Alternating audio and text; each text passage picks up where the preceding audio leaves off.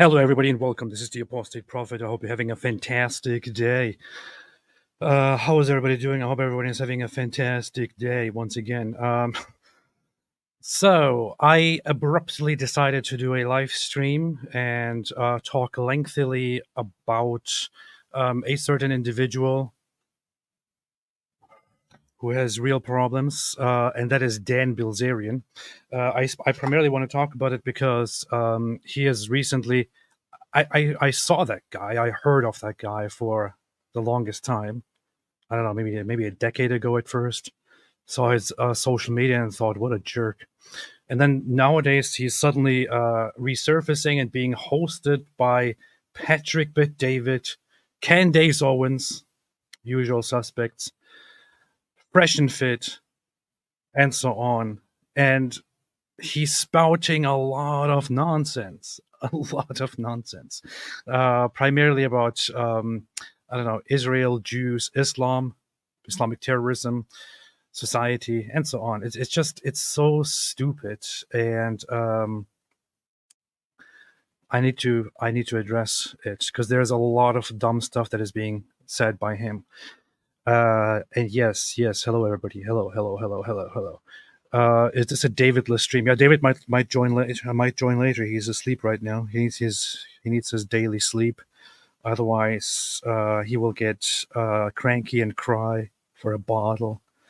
He's sleeping right now. He's taking his day nap, but he might join later. I actually sent him a message to tell him that he can join. But he would also be live tonight with Brother Rashid, and of course, going live with Brother Rashid is not as good as going live with me. But however, he's still going to be live. So if you want to enjoy that, do it. AP Shabbat Shalom. Happy Shabbat, happy Sabbath to the Jews. M. Ling said, yay, it's so rare to get to join a live. Guten Abend, everybody from Denmark. Guten Abend to you, to Denmark. AP had to join an emergency Mossad meeting. Yeah, I was just sitting there today and, working on different things and thinking, it's kind of a shame that we're not having a live stream tonight. So, but then I suddenly got a call from my Mossad handlers who again sent me like this 100 shekels bill and then said, hey, you have to do something today. And I thought, oh, come on. So they instructed me to talk about Dan Bilzerian. That's what the Jews did. Yes, the Jews. Nice time for Finland. Nice time for Europe in general. Finally, a stream from the Netherlands. Alhamdulillah. AP, I love it when you laugh hard. Your laugh is exactly the same as my best friend who passed a couple of years ago. I'm sorry to hear that, but also happy that I can add something nice with my totally uncontrollable laughter. Hello, AP. Thank you. Morg is 321 said, who is this Bilzerian character? Well, this Bilzerian character, if I could actually find a short summary of who this guy is, I can summarize this guy quite a bit, but it would be nice to just read something about him or just look at something very, very briefly to see. Oh boy, what is this? Okay, let me see what this says. Honest reporting. Who is Dan Bilzerian, the Israel-obsessed, Jew-hating misogynist that the media made? American poker player, businessman, and social media influencer Dan Bilzerian's recent contributions to the social media platform X have followed a disturbing pattern of a video of himself on a podcast denying the Hamas atrocities. The Hamas atrocities October 7, a graphic filled with fake Talmud quotes and a two-word reply to a post urging America to stand firmly against Hezbollah, the Iranian-backed terrorist group, saying F you. I had a very brief interaction. Well, this is very funny. Here's his social media profile. This guy is going around nowadays, teaming up with Candace Owens and speaking against degeneracy and for, all the stuff that Patrick Bet-David and others supposedly stand for. This is the guy. This is Dan Bilzerian. This is Dan Bilzerian. Dan Bilzerian is a guy who has nothing at all to do with conservatism, nothing at all to do with Christian values, nothing at all to do with traditions, with traditionalism, none of that. And this is not just the past. It's not just the past. This is Dan Bilzerian in general. This is who he is. He is, in short, a rich kid who was born into wealth. His daddy has money, so he was born into a rich family and used his money to live a lavish life with guns, yachts, expensive homes, prostitutes, and so on. At least as far as we know, as far as I know, he didn't actively engage in human trafficking. He didn't personally traffic women. He only hired prostitutes all the time, which is of course something that you do when you are very conservative and traditionalist and Christian. But and this is not something that is just off the past. I mean, here's his Instagram profile. Look, his Instagram is just filled with. Sorry to put this on the screen, but if you see here these story posts, it's all just complete. I don't want to make this judgment. I'm just saying that this is the perspective of conservatives in general, usually full of degeneracy, right? Why is Candace Owens hosting this guy and praising him as a hero? Why is Patrick Bet-David hosting this guy and praising him as a hero? Why are others posting this guy and praising him as a hero? Why are they doing this? Most importantly, here you have naked women running. Look, of course, everyone's dream here. Everyone's very conservative, traditionalist Christian dream. This is exactly what Christians want. This is what Christians need everywhere. This is why this is what the West wants. The West wants this here. The West is so desperate because of all the degeneracy, and this is what the West needs right now. Sure. So this makes me sick because of the whole hypocrisy on the part of Patrick Bet-David, Candace Owens. Candace Owens, together with Andrew Tate and this guy, did a Twitter Spaces in which they together talked, and they basically like tag teamed as these heroes. And Candace Owens supposedly is totally all about being against degeneracy and all that, and being totally for traditions and conservatism and Christian values. Why in the world would she team up with this guy here? I will tell you why. For one simple, one easy reason. Because this guy hates Jews and hates Israel. That's it. Why did Candace Owens team up with other people of this kind? Because they hate Jews and because they hate Israel. That's it. That's all it takes. So apparently, if you're a decent person, right, a very good, very decent person with, great behavior, great traditions, values, and so on, but you just disagree with Candace Owens, she will block you, for example. But if you are a pimp, a sex trafficker, a rapist, somebody who is just born into fame, into wealth, who lives a lavish life, degeneracy, hires prostitutes, and so on, then Candace Owens will befriend you and praise you because as long as you hate Jews and hate Israel. I don't know why somebody said, yeah, Osama Garau says, ad hominem. No, it's not ad hominem. This is not ad hominem at all. This is not ad hominem. Learn what ad hominem is. Ad hominem would be if I have a discussion or a debate with somebody, or I address this guy, for example, and instead of talking about the claims, talking about everything surrounding it, I will, I will completely ignore all of that and just attack this guy's character. That's not what is happening here. What is happening right now is, first off, calling out the hypocrisy on the right, the hypocrisy of Candace Owens, the hypocrisy of PBD, and so on. And also, we will be getting to this guy. So this is not ad hominem. Don't use big words just because you see them online. That's not how it works, man. Riker, AP about to pull out the fallacy card. I swear I'm going to buy the fallacy game and start pulling cards. Osama Gorano said, "That's exactly what you're doing." And I'm like, well, if you're stupid, that's not my fault. I'm sorry. So he'll probably reply now and say, "Look, that was again ad hominem." No, it's not, you idiot. Anyway, let's be nice to each other, okay? So I want to look into some of this guy's conversation with Patrick Bet David, but also into some of it with with Myron here.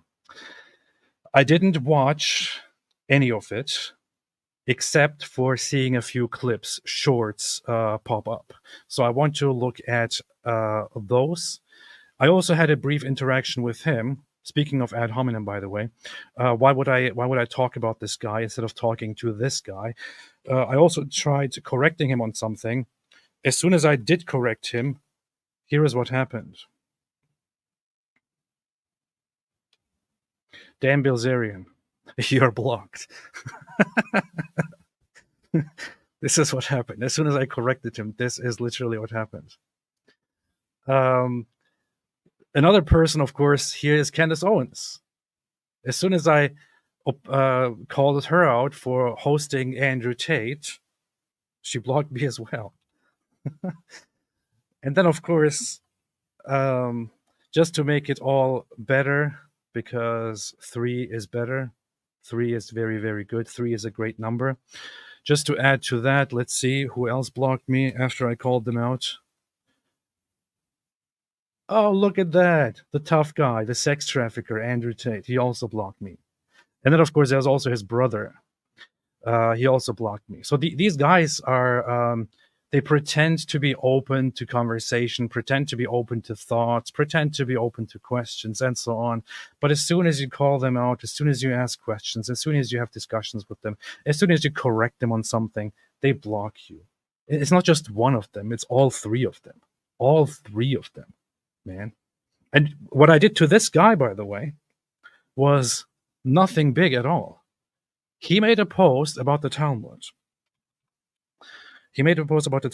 And I corrected him on that. In fact, let's get to that very, very quickly.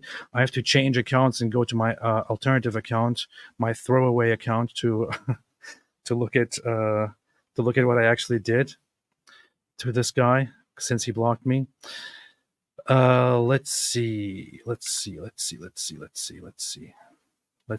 at the throwaway account from me to this guy. Talmud. Something about the Talmud. Okay. All right. So here, this is weird. Okay, got it. So here is the post.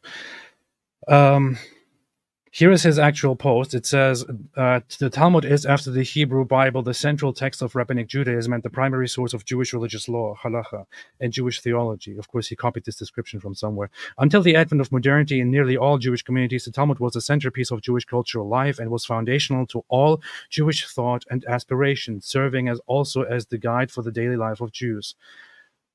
This is so funny. There's no way he actually wrote this himself. Wait a minute.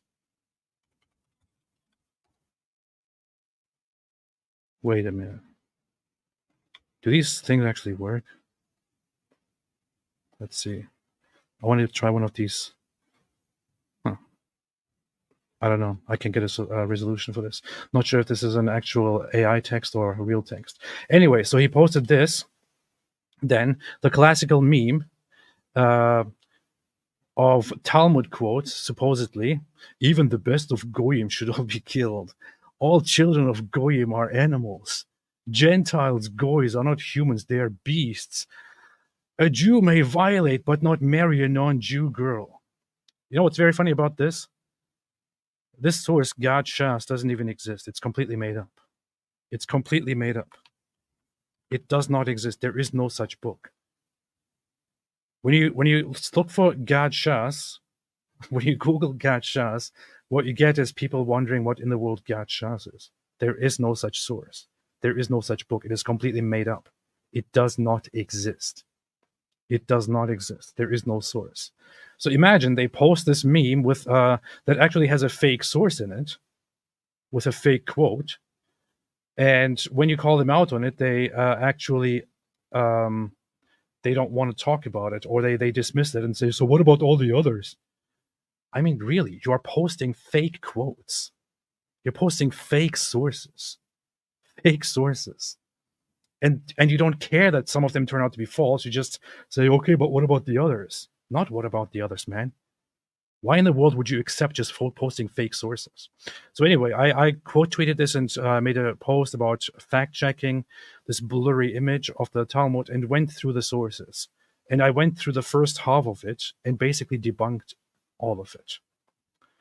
And then I left a comment on his post saying, God just doesn't even exist. These sources are wrong. This is made up. You don't know anything. You are an idiot. And then he blocked me. That's it. That's how simple it is. Imagine, instead of correcting me, this tough guy just blocked me because he can't correct me because he's lying. So anyway, let's look at what this guy is saying. Let's look at a few parts. Started getting more into the reading of it, but let me go back to it. So Dan, a part of for someone who lives life from a extreme standpoint, right? A Michael Jordan, it's an extreme life. You know, the life you're living. Trump, it's an extreme life. You don't have to be that extreme to win in media, real estate, and politics. It's extreme. Why are you putting yourself through that kind of a life? In bodybuilding, in fame, in celebrity, all of that stuff. What did you have a moment as a kid where it was like the most painful moment that impacted you for the rest of your life? Like, was there a moment? No, there wasn't any like one moment. I think I got a lack of attention as a kid, and the fame thing was more of a social experiment. Yes, it shows. I mean, I think I got a lack of attention as a kid, and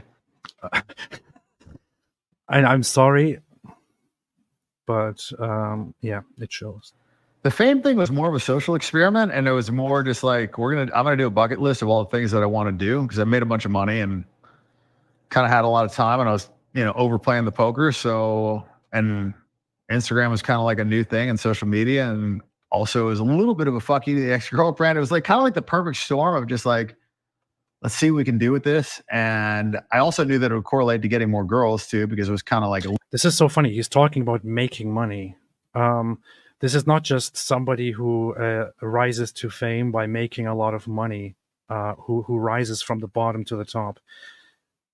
This guy made money by using the wealth of his father and investing that into poker playing, which is, of course, a very Christian and very traditional and conservative way of making money. Totally.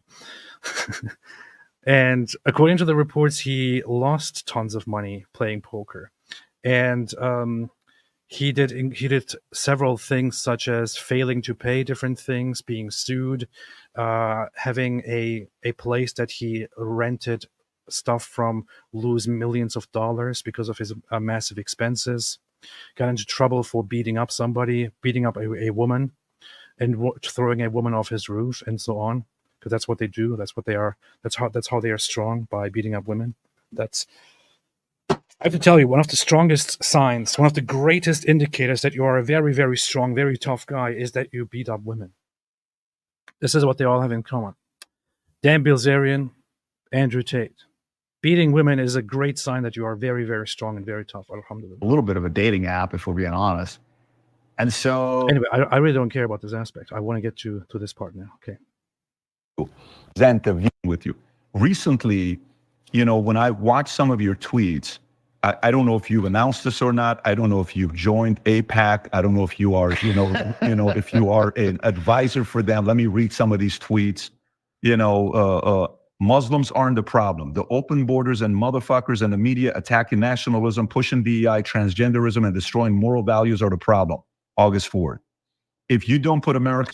This is so stupid. Muslims aren't the problem. All these other things are the problem. This is how out of touch... I'm sure there are lots of Europeans watching right now. And Europeans who are conservative or who are just even regular liberal, and many others. In Europe, this is a surprise to many Americans, but in Europe, many liberals are actually totally against Islam and all that. Certain people in America who just, go online and start speaking about things are so out of touch with reality, so out of touch with cultures that are actually close to the Muslim world. So out of touch. You have these idiots like this guy in America. Then you have Nick Frito in America. Then you have Candace Owens in America, and all these others in America, right? They talk about, oh, we have been told Muslims are the problem, but it's actually not true. That what's actually the problem is DEI and this and that and that and this. Yeah, cool. Okay, you might not care that much about Muslims. You might not care that much about Islam as a problem. How about ask the Europeans? Or maybe ask yourself, why in the world is it that that all of the major right-wing parties that are popular with people in Europe have a contra-Islam, a counter-Islam agenda that is very big with them? Why? Is it because Europeans are somehow so obsessed with Islam, whereas you Americans are so smart that you are not? No. It is because in Europe, the people who have a lot of influx from Muslim cultures realize that the biggest problem to them and the biggest threat is the importing of Islam, which is why in countries like the Netherlands, Germany, France, the UK, and many other places, you have right-wing parties and even centrist parties that make it a primary issue to stop immigration, to stop giving Islam a free pass, to stop building mosques, stop making excuses for Islam and Muslims, and so on. This is what people care about because this is what people are suffering from. To an average European, right? To an average European on the streets of Germany, DEI doesn't mean anything. DEI is not a thing. It's especially, or I don't know, all of the other issues, the gender issues, whatever you want to talk about. These things are not remotely as important as the influx and the heavy infiltration that they see by Islamic culture into their European cultures. I grew up in Europe. I grew up in Germany. I know how Germany looked a long time ago, in the 90s, in the early 2000s. And people were then concerned and were predicting things that are nowadays happening. Massive streets being taken over, cities taken over by Islam, cities taken over by Muslim import, by the Islamic agenda. Mosques built in the middle of the most important cultural centers of Europe. This is why people care about Muslims. This is why people care about Islam. While you in America, with your money and your lack of care and your comfort, talk about, oh, we've been distracted with Muslims. The actual problem is transgenderism and DEI and this and that. Nobody gives a damn about that in Europe, where people have real problems. Okay, grow the hell up, man. First, as a U.S. politician, you are committing treason. Supporting Israel is bad for America. Netanyahu is moral orders and motherfuckers, and the media attacking nationalism, pushing DEI, transgenderism, and destroying moral values are the problem. August 4th. If you don't put America first as a U.S. politician, you are Very good example. Apartheid, thank you for bringing it up. Worked in Frankfurt am Main in late 90s. AP is correct. Frankfurt is a city in Germany that was that has great historical heritage, that has I lived not very close to that place, close-ish, but been there a lot. We went there. I went there a lot with my parents as a child, as a teenager, and so on. And it is one of the worst cities now. It is actually one of the worst cities in Germany nowadays. Although it was a very important, very European, very German place that has all the architecture and the order that you can find in, when you want to look for something traditional, something old in Germany. Nowadays, it is overwhelmed with crime, overwhelmed with gangs, overwhelmed with Arab gangs, with Turkish immigrants, and so on. It is one of the worst cities. It is a terrible place nowadays. It once was a good place. You have entire districts, entire parts of Berlin that are the capital of Germany, that are completely taken over, that are nowadays known as just the Arab part of Berlin or the Turkish part of Berlin. And guess what you find there? You find gangs, families, crime families, fighting against each other, working for dominating the place, bribing police officers, and so on, selling drugs. Meanwhile, they're more religious Muslims who are not part of the crime families are there preaching Islam and trying to build mosques and take over the society and dream of making Europe Islamic and making Germany Islamic. But yeah, let's worry about DEI and transgender and sexuality and gay stuff and, Netflix. Committing treason, supporting Israel is bad for America. Netanyahu is a convicted war criminal and Israel is not our ally. Netanyahu is not a convicted war criminal. Somebody who says this just doesn't know what he's talking about, is lying, or just misinterprets whatever they hear. Netanyahu is not a convicted war criminal. Okay? What happened is that there was a demand, a request to issue an arrest warrant on Benjamin Netanyahu. Then another minister in the IDF, Gallant, and also all of the Hamas leaders. That's what was issued by the ICC. However, it hasn't been issued yet. It was only requested. It hasn't been issued yet. He was not convicted. He didn't even go to trial. Convicted war criminal. The absolute moron. You don't DEI Why is this guy even talking? Transgenderism and destroying moral values are the problem. August 4th. If you don't put America first as a U.S. politician, you are committing treason. Supporting Israel is bad for America. Netanyahu is a convicted war criminal and Israel is... If you sat down and asked this guy why supporting Israel is bad for America, he wouldn't be able to say anything at all, except cite the same nonsense. Like, well, I'm sure it will come up. And he'll be like, whoa, well, how about let's talk about 9/11? Let's talk about JFK and who is turning the frogs gay? Totally unrelated.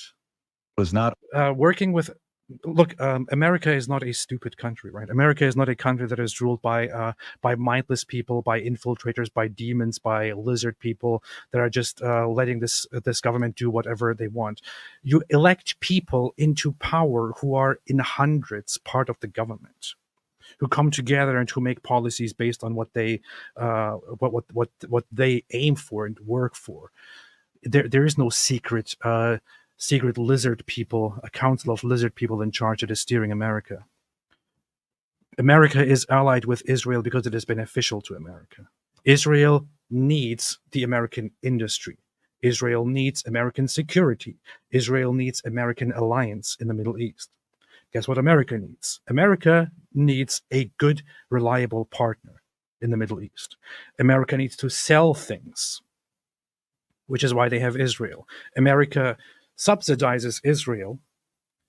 Subsidizing means gives them the funds or the means to then purchase a bunch of equipment, weapons and self-defense and so on from America. So what happens there is America helps Israel, Israel helps America. America helps Israel, Israel helps America. It's basically helping each other by subsidizing, by being allies. Israel is benefiting from buying stuff from America, which they develop, by the way, to a great extent, right? And America is benefiting also from the technology that they receive from Israel. Israel is a world leader in tech development and in defense technology and so on. Plus, there is a lot of strategic stuff at work. America is allied with Saudi Arabia, for example, because of oil. But Saudi Arabia is not a reliable partner. Israel is. And so on. our ally.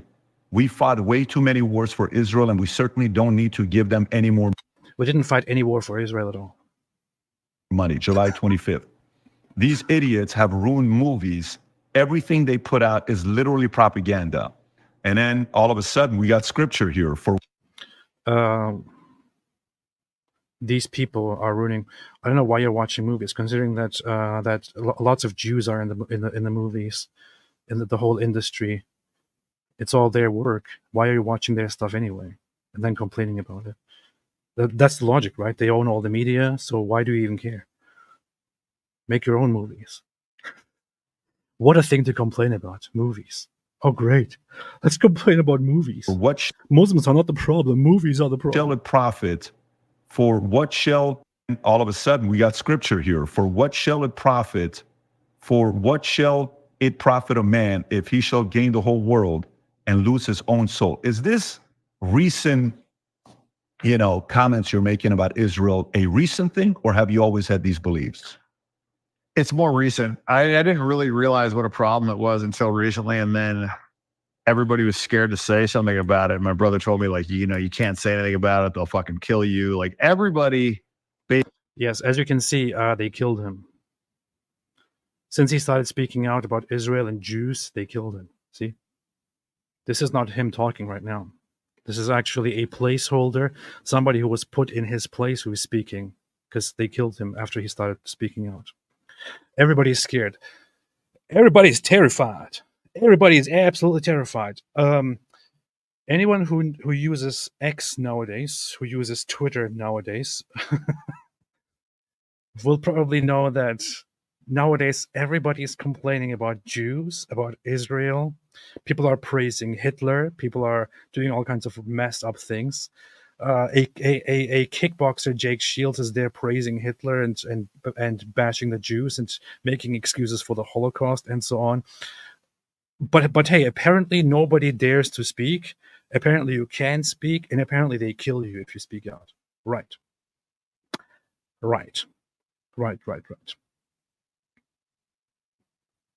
One thing again to point out here, he recently started speaking about this because he realized. What did he realize?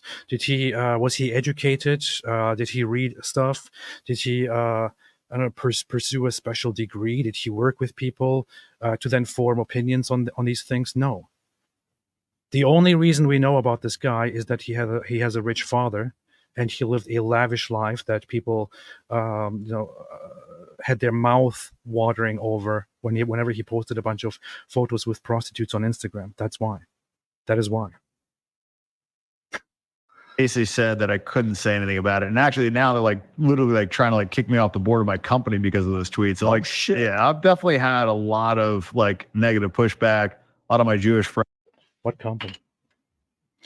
Dan Bilzerian company. Let's see, what company has he? What company? Ignite brand. Yeah, I don't know if you think that if this guy made similar statements that he does about Jews, about Muslims, I'm pretty sure that they would want to kick him off as well, right? Friends, but I don't give a fuck. It's like one of those things where I know that it's the right thing, and the fact that everybody else is scared to say it makes me, feel obligated to be vocal about it. Why? Yeah, everybody is so scared. Because it's the right thing. Because I know that they're a fucking parasite. It's so brave to speak out against Israel and Jews. So brave. I so much respect all of these people who are putting their life on the line, speaking out about Jews. So dangerous. Side, like, be vocal about it. Why do you think it's the right thing? Because I know that they're a fucking parasite. Like, they provide the U.S. absolutely no value. They've done so many things that, would constitute, an act of war against us. I mean, USS Liberty, Lebanon Affair. I mean, I can go on and on and on and on and on. But, go on and on and on and on and on. Go on and on and on. There's only really one thing that you can cite here. The USS Liberty happened when? 50 years ago? 50 years ago, when Israel was not even closely allied with America as they are today, where they were in the middle of extremely high tensions, where they then fired on a U.S. ship, and for which they paid fortunes, right? For which they paid fortunes. Let's see.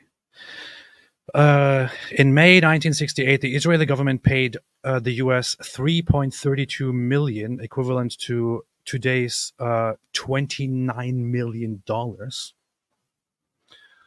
to the U.S. government in compensation for the families of the 34 men killed in the attack. In March 1969, Israel paid further $3.57 million to the men who had been wounded, and so on.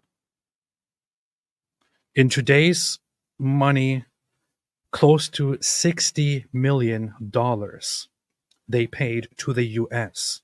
in compensation for firing at a U.S. ship during heightened tensions in the 60s. But hey, let's just hold them accountable for this forever, permanently, right? And I think they knew about 9/11. You think they knew about 9/11? Okay, I think you're an imbecile. On and on. But, you know, I think they knew about 9/11. Yeah. Obviously, Dan Bilzerian, you can't trust Dan Bilzerian because I think he's an idiot. I think they had JFK assassinated. The first thing that he I think he is gay. wanted to do, you know, right before he died was, you know, make AIPAC a foreign entity. Mm-hmm. That's not what he actually wanted to do. Okay.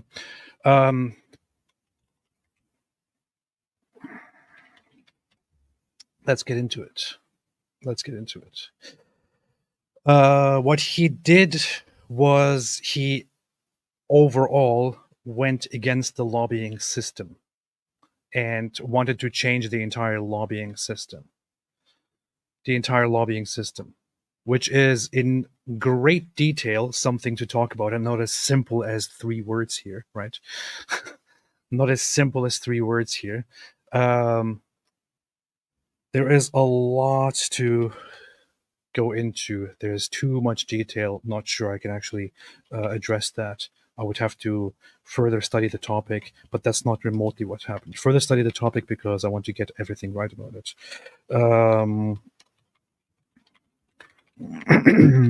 I'll make a note of this. But yeah, there is no single evidence at all, although this is a very popular thing to say, that that Kennedy, right before his death, wanted to make AIPAC a foreign entity. There is no such thing. This is what they will say. Oh, I think that's what happened, and obviously they killed him because he wanted to make AIPAC a foreign entity. There is no evidence. Show us the evidence. There is nothing.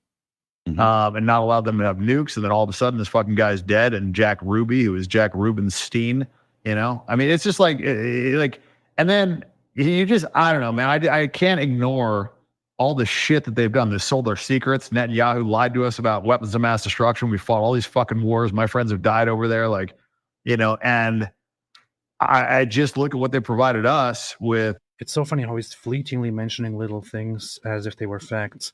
There is one thing he is right about here. Okay, there is one thing he is right about, which is Netanyahu actually did in the early 90s make the claim. You just, I don't know, man. I can't ignore all the shit that they've done. They sold our secrets. Netanyahu lied to us about weapons of mass destruction. We fought all these. Netanyahu lied to us about weapons of mass destruction. Okay, Netanyahu did one thing, which is, I want to talk about AIPAC in a little bit, and specifically what it is about, because lots of people are opposing AIPAC without, of course, ever saying anything about all of the other lobbies, because it's Israel.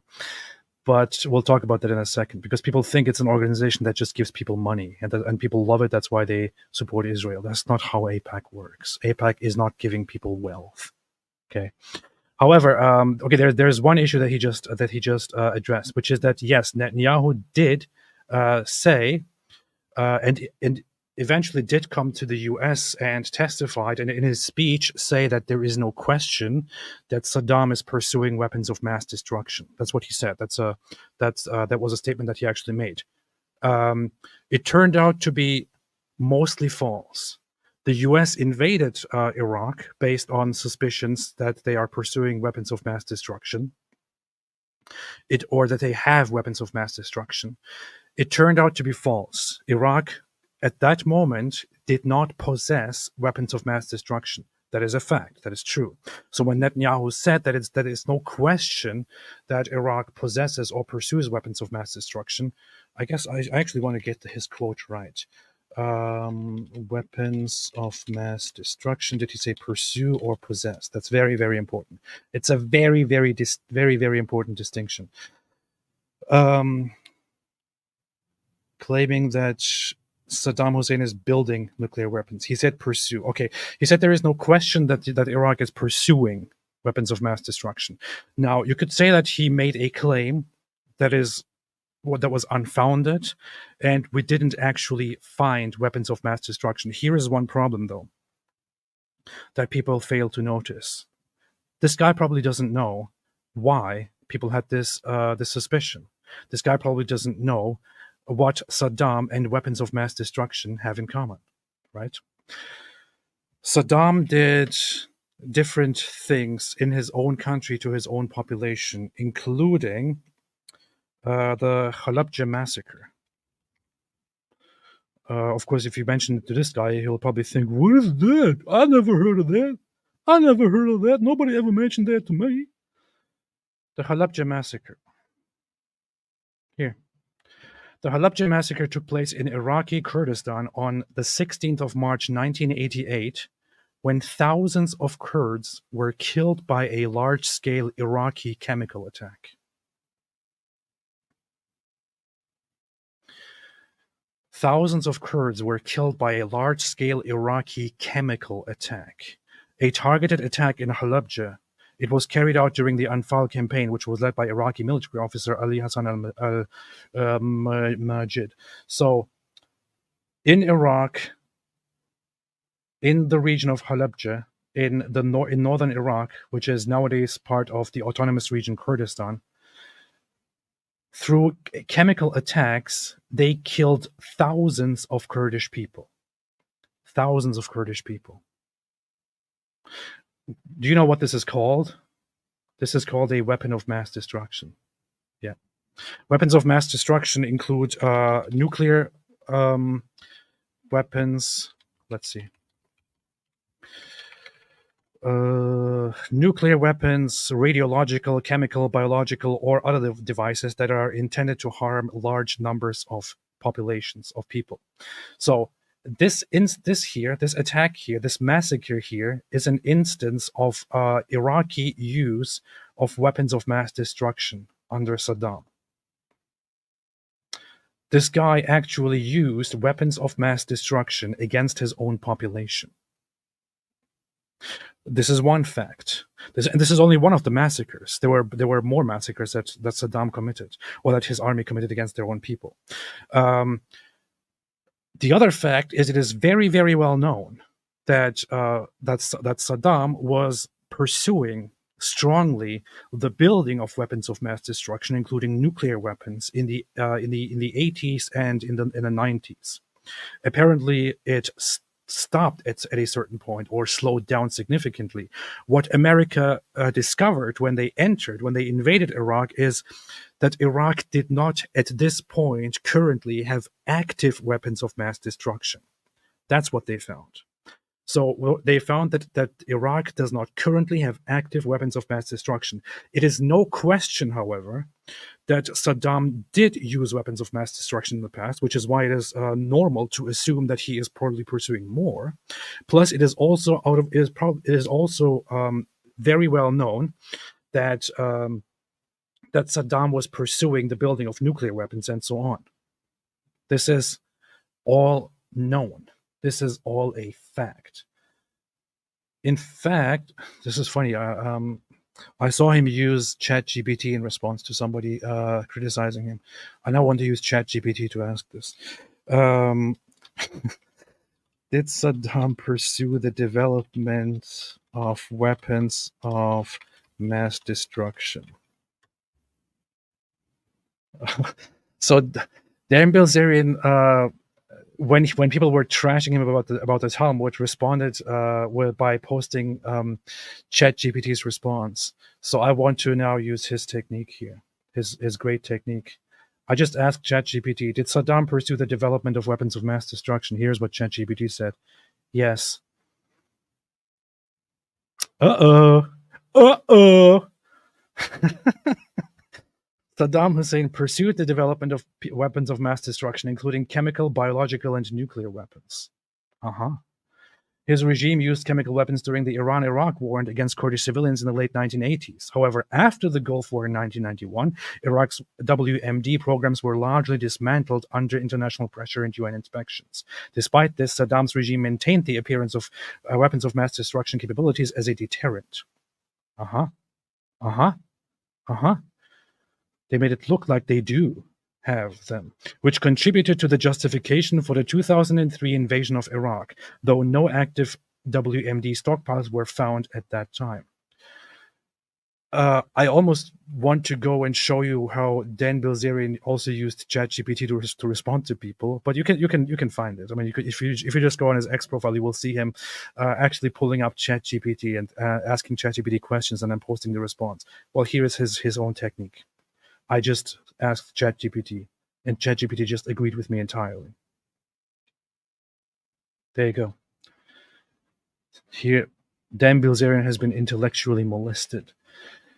These fucking wars, my friends have died over there, like, you know, and I just look at what they provided us with, and it's fucking, it's not nothing, it's like a negative, you know, it's not, even if they just didn't do jack shit, that would be, you know, bad, but they've actually done things to hurt us over and over and over again. So like this whole thing of they're our greatest ally is just complete fucking bullshit.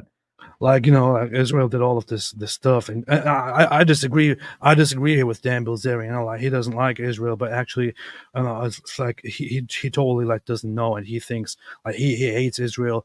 I can vouch for it. Israel has been fantastic. Israel does all of these things for us, these wonderful, fantastic things. Like, you know, there are so many things that I could count. I just don't want to count them right now. But you know what I'm talking about, right? Like, everybody knows. Like, I could just go on forever.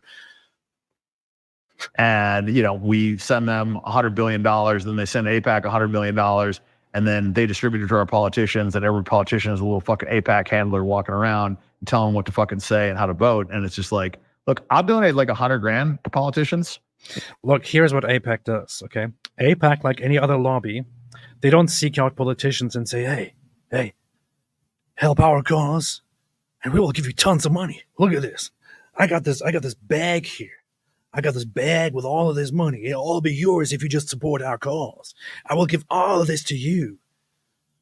That's not what AIPAC does, okay?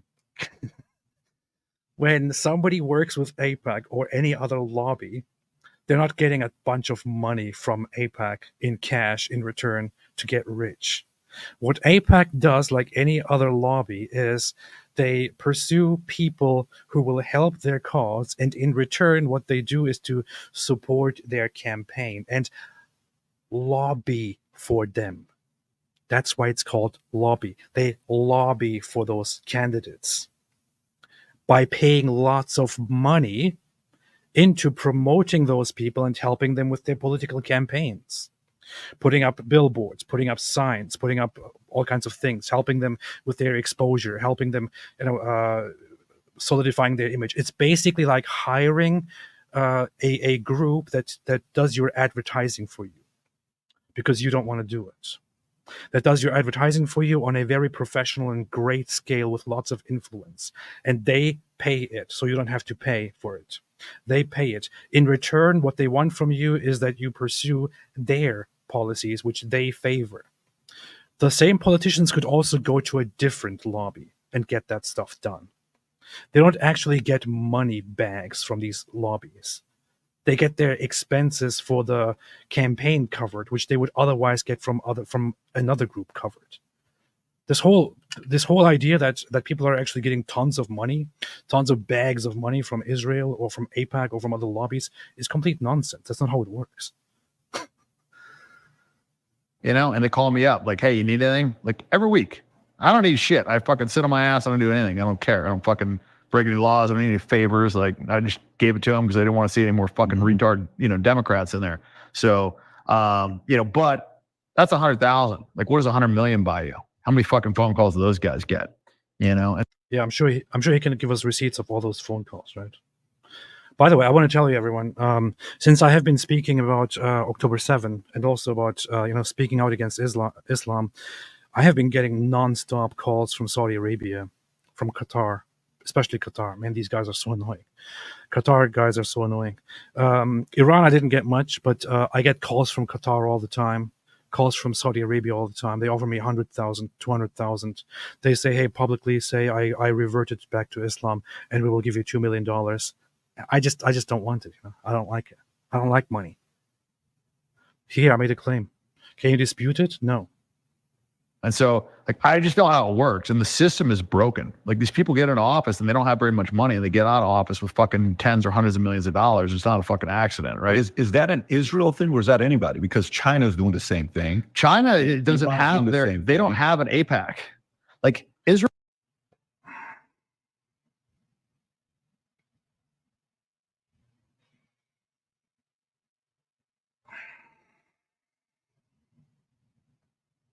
Yeah, China doesn't have an AIPAC.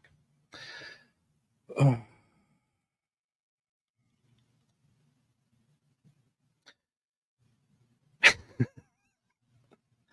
The China lobby is one of the greatest lobbies, foreign lobbies in U.S. politics. Let's see.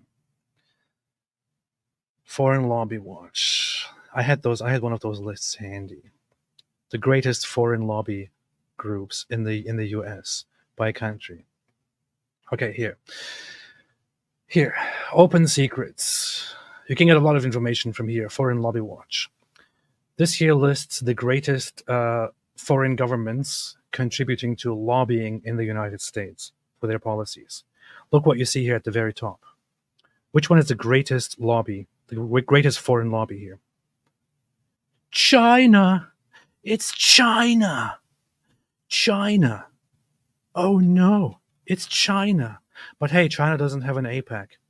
It's because it's China. Japan, Liberia, South Korea, Marshall Islands, Saudi Arabia, Qatar, Bahamas, United Arab Emirates, Israel. You know why AIPAC is different? AIPAC is different because AIPAC is located inside America, where people who favor collaboration with Israel and partnership and alliance with Israel contribute to the funds, to the lobby. On the other hand, you have organizations that are foreign, which lobby, which support, or which pay toward policies that favor them in America. And China is the largest when it comes to that. But hey, why don't you talk about China? Well, they don't have AIPAC. See, this is one of those reasons why you don't just invite people like this guy, and then give them a platform and let them talk about this kind of stuff. I mean, why don't you invite other celebrities? If being a celebrity, if being known, if having followers, if numbers is all that matters to people like Patrick Bet-David, why doesn't he invite Instagram model influencers? Why doesn't he invite porn actors and actresses? Why doesn't he invite movie actors? Why doesn't he invite better Armenians like Kim Kardashian, for example? It's the same thing. This guy doesn't have anything better than them. This guy is not known for his opinions. He's known for his degeneracy. That's it. Israel is the only one that has a fucking, like, a lobby in the U.S. fucking, giving these politicians money. Okay, no, every country, the big ones all have lobbyists. They all have lobbying that they're doing. Not in the U.S. They're registered as foreign entities. Right. I mean, if you're talking about, are you going to the Okay. And dual citizenship part with Israel, Israel. That's another problem is a lot of our politicians have far more allegiance to Israel than they do the United States. I mean, that's a whole nother issue as well. Do you know why they did the dual citizenship? Do you know the history behind why they did the dual citizenship? What do you mean? Like, okay, so the whole concept of dual citizenship was because when Israel became a, country again, they didn't want the people from here who wanted to go back to Israel that didn't have a motivation to go if they were going to lose their citizenship here. So that was the reason why they did it. It was kind of like, okay, you're your own country. We kind of need some of you guys to move over there to help the country out. Yeah, but I'm not going to go. Why are you not going to go? Am I going to lose my citizenship here? But you are. I mean, we don't do that. Every other country, I don't want to lose my citizenship. Well, okay, how about if we do this? How about if we allow you, just Israel, to go back to your country? You won't lose your citizenship. That was the arrangement at the beginning why they did it that way. No, look, I get it. I have Yeah. 3 citizenships. You know what I mean? I think it's okay. I think the Oh no, he has 3 citizenships. That means he is more loyal to those 2 other countries than he is to America. He's more loyal to Armenia than he is to America. This is why he's trying to damage America from within, because he's pursuing pro-Armenian politics. See, there you have it. What's the third one? I know Armenia, but what's the St. Kitts. Okay, got it. The what? Okay, I think What's the third one? I know Did you say St. Kitts? Armenia, but what's the St. Kitts. Okay. Isn't that an island in? Where is that? That's a tiny Caribbean island. That's weird. Why is that? Is that because of wealth investing? That's kind of funny. I don't care. Okay, got it. Yeah, so I mean, I don't have an issue with dual citizenship. My issue is when somebody is holding a U.S. office and they are putting a foreign nation's interest before America's interest, and they're. This is such a stupid claim that they always make. But ask them what they actually mean by it, right? Look, it is completely normal for a person in America, for a politician in America, to favor policies that closer align America with a certain country, like Israel, for example. It's completely normal for Americans to also suggest, no, you know what? Let's not be as close with Israel anymore. Let's be closer with this other place instead. That doesn't mean you're prioritizing that other country. It means you care about that other country, and you see the benefits, and you see the partnership, you see the good of it, which is why you support it. Or it has different meanings. It has different value to you. That doesn't mean you are therefore not America first. You're now Israel first. That's such a stupid fallacy.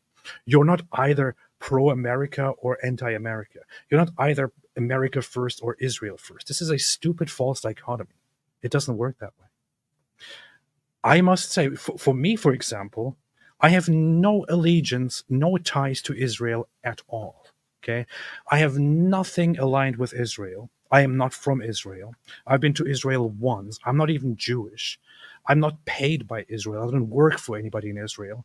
I, however, think that the matter of Israel is an extremely crucial matter that decides, or that is a great factor in what party I vote for and what candidate I support. That does not mean that I support Israel more than I support America. That's stupid. That doesn't make any sense. I'm an American citizen, and I want to preserve America and American values, American traditions, the way America is. I don't want it to turn into another self-hating European country that bends over and lets others do whatever they want with it. But I think Israel is, for many different reasons, for me personally, in terms of the historical aspect and values, a very important country. To that also you could add, which to me is not that important, honestly, but you could add to that strategic issues, partnerships, and so on. For me, it has very great sentimental value. To me, Israel means a lot on a personal level, which is why I would totally support pro-Israeli policies. That does not mean I am Israel first. That's stupid. That doesn't follow at all. The logic there is broken.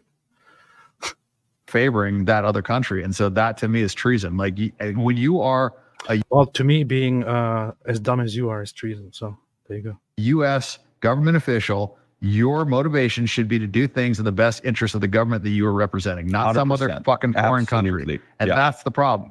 Okay, so but go through it. So what is the solution? Meaning, if Israel's the enemy, I agree with that. Therefore, I disagree with Dan Bilzerian. It makes no sense at all. But you don't have to make sense. You just have to say things. I should say, for me, I think it's the most important fucking thing to support America first. To support America, and I fucking think that supporting Israel is the best fucking thing to do in this fucking place. And now I sound better. See, now maybe I will be invited to Patrick by David now. Then if let's just say you don't do anything, and everybody in the Middle East unites to take out Israel. Do you think the Middle East is better without Israel? And do you think the world's a safer place without Israel? That's an important question. Ayatollah Khamenei said, why does Dan have a Mad Max Beyond Thunderdome BDSM style haircut? I don't know. He has a strange haircut. I don't hate it. It's a bit goofy though. I don't care. Rishabh Tripathi said this, if this is true Islam, then I will follow Dan. Yes. Because of all the prostitutes? Yeah, great. See, that's the influence of Dan Bilzerian. Ayatollah Khamenei said Bilzerian's initial achievement in the spotlight is failing out of BUDs as he attempted to become a Navy SEAL and quit due to being a pampered softie. But he has big muscles and he has a bunch of prostitutes, so in your face. Rick and Rolla, a shekel a day keeps the dawa away. Alhamdulillah, thank you so much. Jace the Shepherd, an Iranian Muslim, asks his daughter what they want for Christmas. She answered, a Baghdad. Also, Destiny thinks Russian AIs on X made people crazy. Yeah, I think Destiny Destiny is also crazy. He's not alone on that one. I love the guy, but he's kind of sick when it gets to American politics and morality, and he's falling into that crap. Nes Ivan Matthew 7:15-23 is about people like this Dan guy and Andrew Tate, every single word of it, and people who support them. Shabbat Shalom, AP. Thank you. Appreciate it. Matthew 7:15. Now, because you brought it up, I'm going to look at it. But I'm going to look at it in with my preferred translations. So let's see. 15:23. Beware of the false prophets who come to you in sheep's clothing. Okay, I know this part. But inwardly are ravenous wolves. You will know them by their fruits. Grapes are not gathered from thorn bushes, nor figs from thistles, are they? So every good tree bears good fruit, but the bad tree bears bad fruit. Yep, I know this part. Thank you. Good reminder. Good reminder. I would say that applies more to people like Muhammad. But nowadays, probably also to people like Dan Bilzerian. I mean, back in the day, in Muhammad's environment and time, it was probably a great thing for a prophet to be followed by a bunch of idiots. Nowadays, Andrew Tate and Dan Bilzerian are probably the equivalent of that, of just collecting a bunch of totally dumb people around them by being complete scumbags. Ayatollah Khamenei, Patrick bin Laden and his MLM scam insurance agency is a perfect match for Dan Bilzerian. Alhamdulillah, perfectly said. Ayatollah Khamenei, there should be an award show called The Grifties just to give these people awards for their frauds. There are no Daily Wire. What a relief. Thank you. You're welcome. I texted him. 100%. It's not even close. Okay, tell me why. Why do you think? Okay, he says, wait a minute. Do you think the Middle East is better without Israel? And do you think the world's a safer place without Israel? 100%. It's not even close. Okay, tell me why. Why do you think? Give me an argument otherwise. Please, but give me. That's not how it works, Dan. That's not how it works, you imbecile. You are asked the question, and you say 100%. 100%, of course, yeah.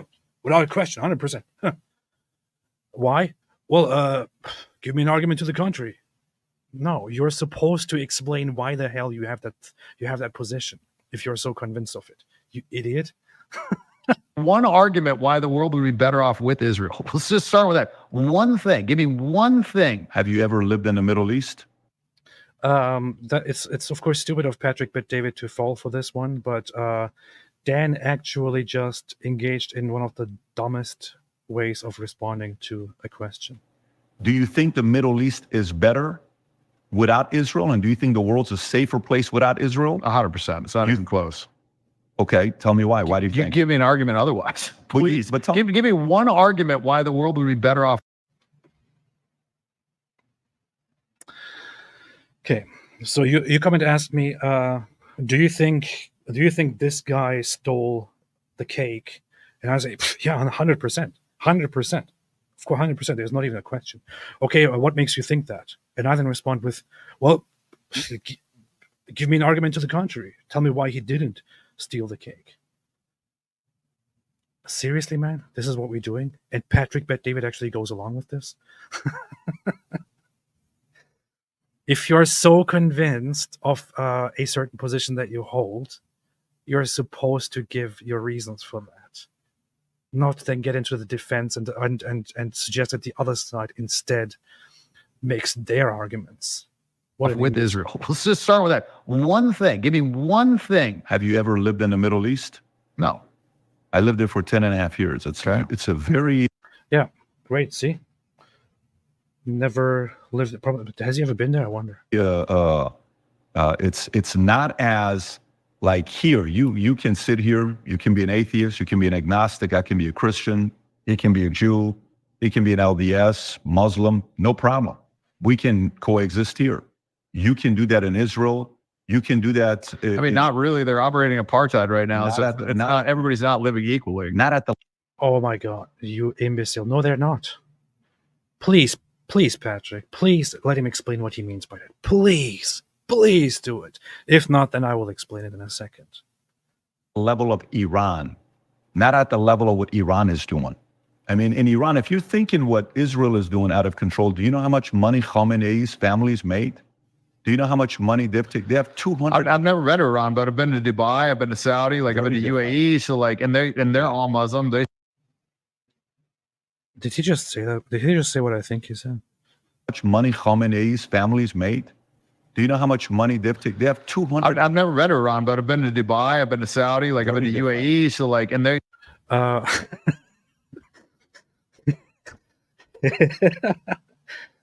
Listen to this again. I will count the countries that he counts. They have 200. I've never been to Iran, but I've been to Dubai, I've been to Saudi, like I've been to UAE. So like, and yeah, he actually just said that. So he said, I've been to Dubai, I've been to Saudi, I've been to UAE. I'm sorry, but you are retarded, man. This guy is retarded. This guy is absolutely... He doesn't even know that. He doesn't even know the countries that he went to.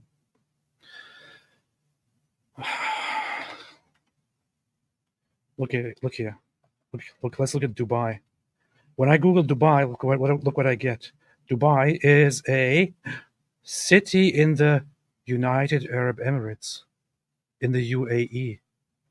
So Dan Bilzerian went to Dubai, to Saudi Arabia, and to the United Arab Emirates.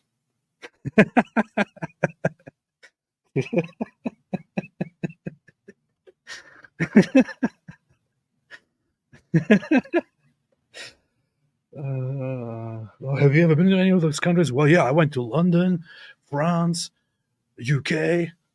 That's basically what this sounds like. What an idiot, man. What an absolute imbecile. And you actually invite this guy to give his opinion on matters of the Middle East. Doing out of control. Do you know how much money Khamenei's families made in Iran?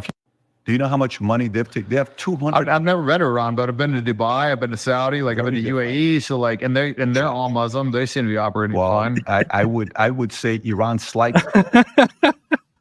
Please tell me why this guy should be sitting here and we should be respecting his opinions and not Kim Kardashian. Come on, go ahead. Tell me. Come on.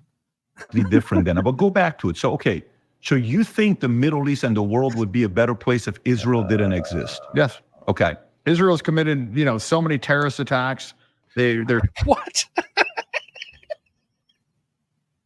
Israel is committing terrorist attacks? Stealing land right now. They're operating in apartheid. Oh my God, this is so freaking stupid. Gemstone, your arguments are just ad hominem. Are you trolling? I hope you're trolling, because if not, then you are just as dumb as Dan Bilzerian. So, hey, Israel is committing terrorist attacks. Yeah, Israel is going around in the Middle East committing terrorist attacks. Yeah, Israel is committing terrorist attacks. And then also they're killing Palestinians and there's apartheid. Oh my God, I'm listening to the dumbest thing in the world right now. Israel terrorist attacks. Okay. I should do a thing, like take a shot whenever he says something stupid. Black Angel, thank you. Tate is a genius compared to him. Yes. I must say, Andrew Tate is compared to this guy a genius. Absolutely. I will admit this once.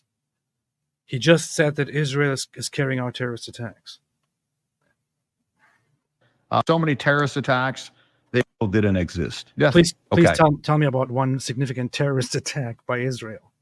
Israel's committed, so many terrorist attacks. They're stealing land right now. They're operating in apartheid. They're stealing land right now. Oh my God.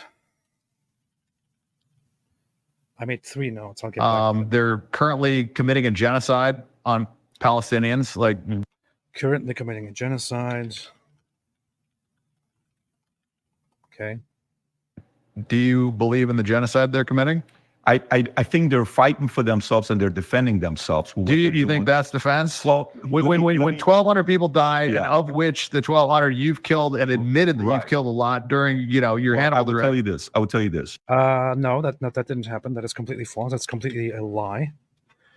And I will say, I, as a nobody compared to this genius powerhouse of intellectual thought, Dan Bilzerian, if I had a discussion with him about this, I would intellectually, in Mohammed Hijab's words, intellectually molest this guy.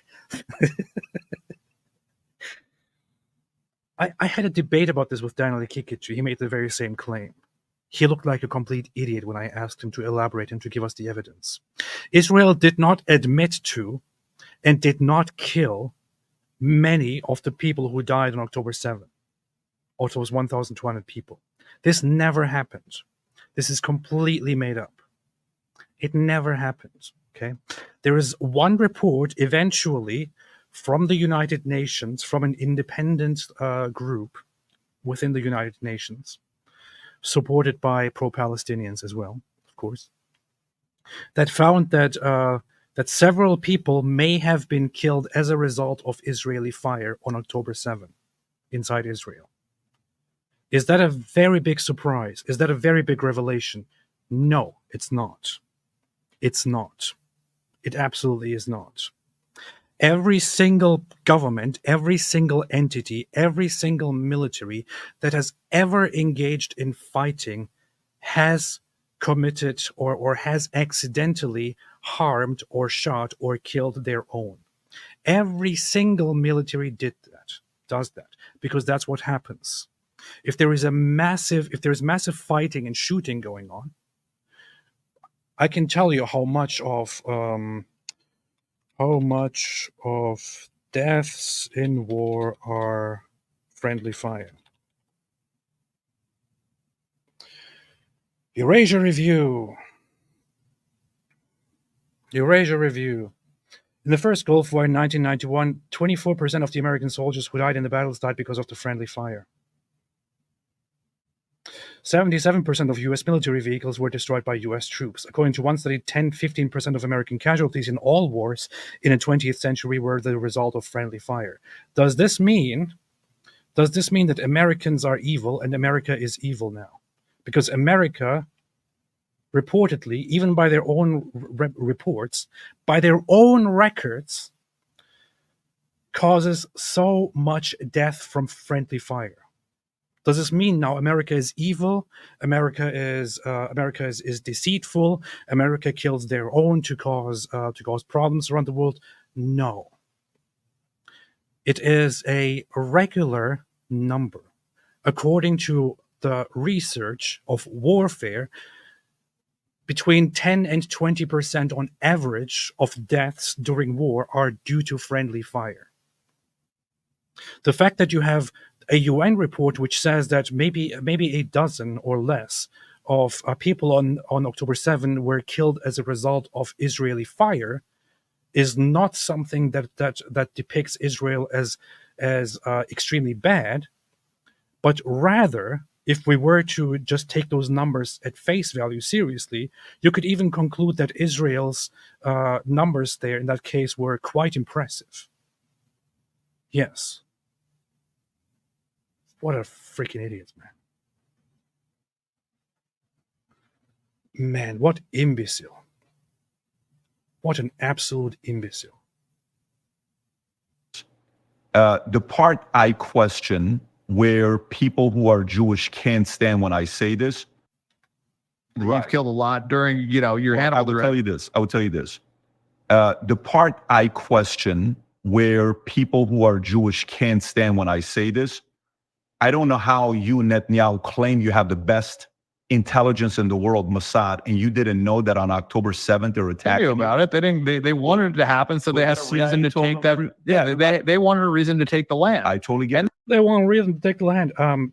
Dude.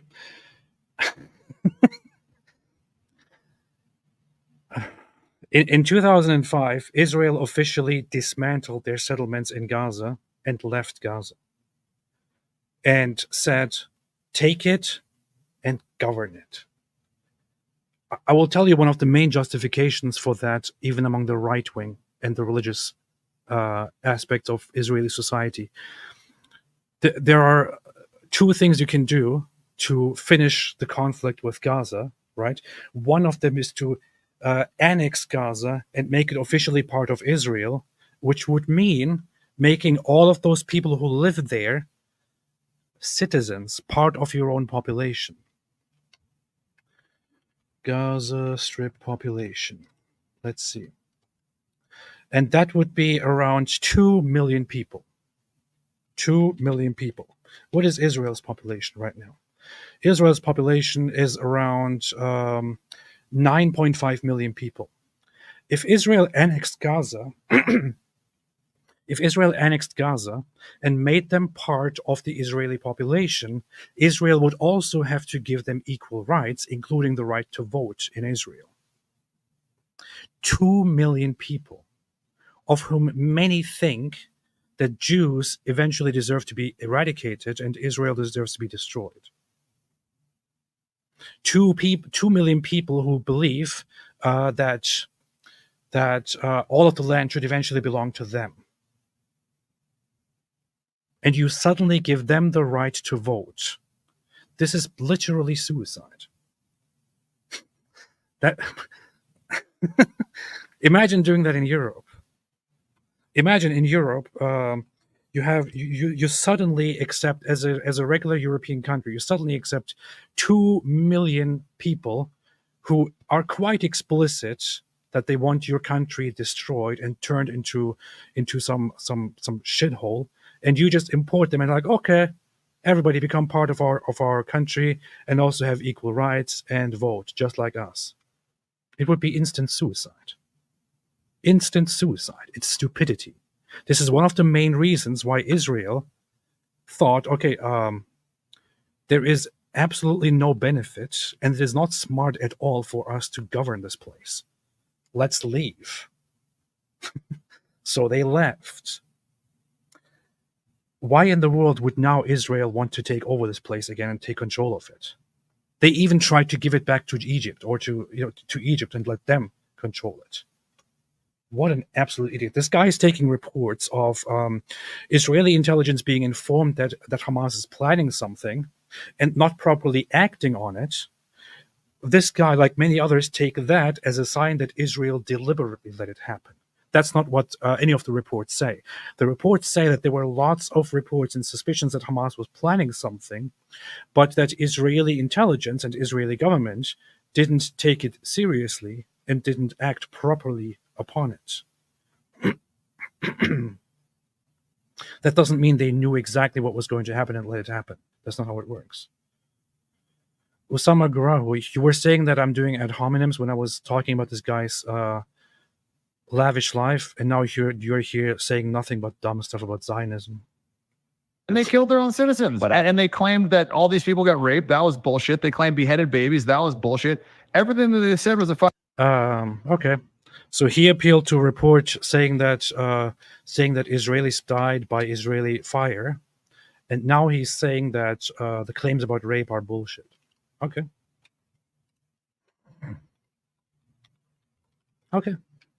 All right. Let's see what the same reports that he just appealed to when he made a claim about Israel killing their own said.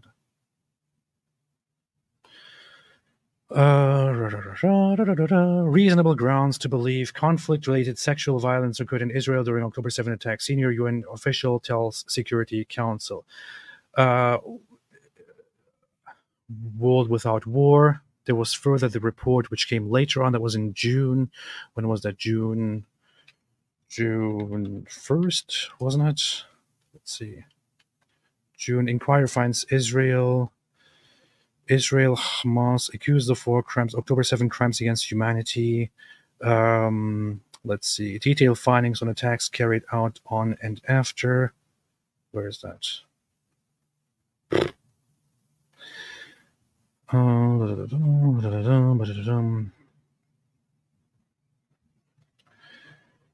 is Human Rights Watch, October 7, crimes against humanity, war crimes by Hamas-led groups, numerous war crimes, summary killings, hostage-taking, and other war crimes, the crimes against humanity.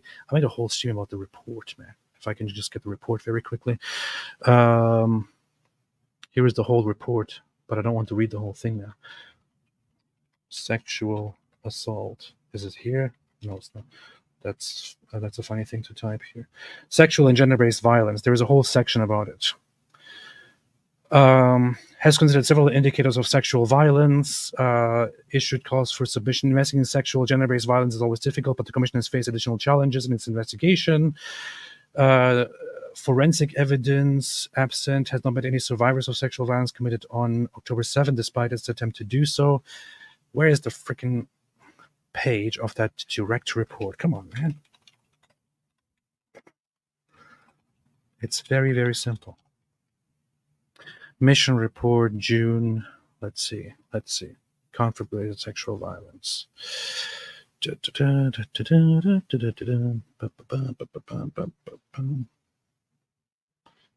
I really have to go back to my actual stream to find out the page, man?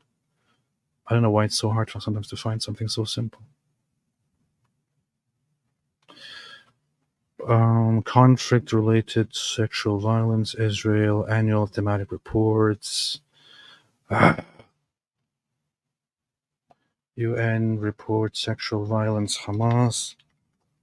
I just want to back this up to show how hypocritical this is, although I already covered this lengthily.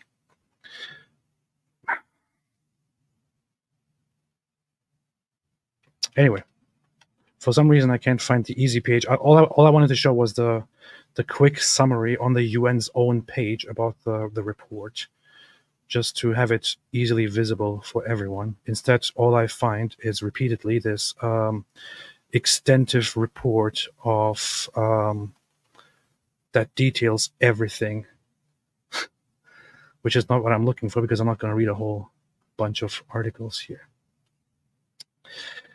But anyway, it has been covered a lot. I made a live stream about this, where I went through the whole report and also went through the headlines. And that is found right here. See, there I even pulled it up. There I even pulled up the whole thing. But here you can find these. You have this report of sexual violence. Some have been subjected to various forms of conflict-related sexual violence, including rape and sexualized torture and sexualized, cruel, inhuman, and degrading treatment. Also has reasonable grounds to believe that such violence may still be ongoing, and so on. Anyway, so this is all detailed and reported, that Hamas committed great acts of violence, great acts of rape, sexual violence, sexual torture, and so on. To sit here and to deny this and to say that this is a lie is just such a scumbag move. This guy is simply a liar. All these people got raped. That was bullshit. They claimed beheaded babies. That was bullshit. Everything that they said was a fucking... It wasn't actually an official report that said beheaded babies. It was one journalist making the claim based on what she said a soldier on the ground said. We went through this again. Not only was it a lie, but they committed all those atrocities themselves to the No, they didn't. They didn't. There's no evidence at all. Palestinians have been caught doing it. In fact, they just got caught gang raping Palestinians. You know, how many babies have they killed? All of them. Israel has just been caught gang raping Palestinians. I would really want to ask Dan Bilzerian here to detail exactly the event. Okay, to detail exactly what he's referring to and to detail exactly what happened. I can tell you what he's referring to. He is referring to an incident where the IDF itself arrested several Israeli reservists for allegedly engaging in sexual violence or sexual torture toward a Palestinian Gazan in detention. Specifically, there was a video which showed that these reservists in the IDF, right, not officials, reservists in the IDF, picked out a certain person who was in detention, who, by the way, was not just some regular civilian, he was a Hamas official. They pick this guy, this Hamas terrorist, and lead him to a section hidden from the rest of the public and cover the scene up. And later on, this guy, in pain, returns to his place. And there's also a part of a fence missing. Now, this is all you can see from the video. You don't actually see people gang raping Palestinians. This is, by the way, the one incident he's referring to, and thereby making this accusation. Meanwhile, he's denying the rapes that were overwhelmingly proven committed by Hamas against Israelis. This incident, where the reservists took somebody out there, covered him up, and he then came back in pain, is alleged to be an incident of sexual related torture against that guy. But the allegations there are specifically that these reservists, sorry to say it, put something up this guy's butthole. Yes. Whereas the other claim is that the guy hit something in his butthole and they tried to take it out of there, and while doing so caused immense pain or deliberately tortured him in the process. That is it. An object that was included in a terrorist's butthole. And I will by no means say that this is a justifiable thing to do, right? Just because a guy is a terrorist, that doesn't mean that that it is okay to sexually torture them by putting something up his butt, right? I wouldn't say that. That said, if I did, for example, encounter somebody who I know has raped a bunch of innocent people and massacred them, I wouldn't have any concerns about what happened to that guy. However, in this case, we are simply talking about some terrorist who was in detention. That's it. That's it. But to take this incident of reservists inserting something into a terrorist's butthole or removing it and then causing pain, and to depict that as gang raping Palestinians while denying actual rape by Hamas is such a scumbag move again. And these are the kind of people who are given platforms. They accuse the Palestinians of, or Hamas of, or whatever, they're guilty of 100-fold themselves. So And they've been doing Evidence, zero. that. Like, October 7th wasn't the start of this. Like, the start of this was not... Oh, really? October 7th wasn't the start of this? Nobody said October 7th was the start of this. Nobody said it started on October 7th. He's going by a meme that goes around online which says, it didn't start on October 7th. And they say it started on October 7th. Nobody said it started on October 7th. What did start is one war that we are now in since October 7th. The conflict has been going on forever. And you know who started it? The Palestinian Arabs. In 1929, they massacred the Jews of Hebron and drove them out. In the early 1920s, they attacked Jews. In the 30s, they committed multiple pogroms against Jews. In the 30s and the 40s, they rejected multiple deals to live together with the Jews and committed massacres against them. They started a civil war which turned violent. In 1948, when Israel declared their own state, the Arabs, instead of making peace and declaring their own state, attacked and invaded Israel with the aim of eradicating Israel. Their main leader, the Grand Mufti of Jerusalem, Amin al-Husseini, was a friend of Hitler, who, together with Hitler, wanted the extermination of Jews altogether. If anything, it was the other side that started it over 100 years ago, and Israel has been on the defense ever since. If anything, Israel has been naively peaceful and patient and too kind. But they've done so many I don't different. disagree. Yeah, I don't disagree. Yeah, so I mean, this is not like, it's not like October 7th is like, it's all of a sudden they just came over there unsolicited and just killed people. Like, they have been killing Palestinians for years and years, operating two sets of justice. You know, it's like they have the justice for the Palestinians and the justice for the Israelis. And if you read the Talmud, like, you know. Oh my God. Okay, before we get into the Talmud, I now want to address a few of the things that I made notes of. So, right, when Patrick Bet David said that in Israel you can actually, like, everyone has equal rights no matter their religion or origin, this guy said, well, not in Israel, they have apartheid there, they treat different groups differently. Now, there are certain people who actually accuse Israel of doing apartheid. But even those people, when they accuse Israel of apartheid, don't mean that Israel actually, actively, officially discriminates against their own population by religion or ethnicity. That's not the claim. That is not the claim. That's not what people are talking about. So for this imbecile to sit there and to make that accusation is simply stupid.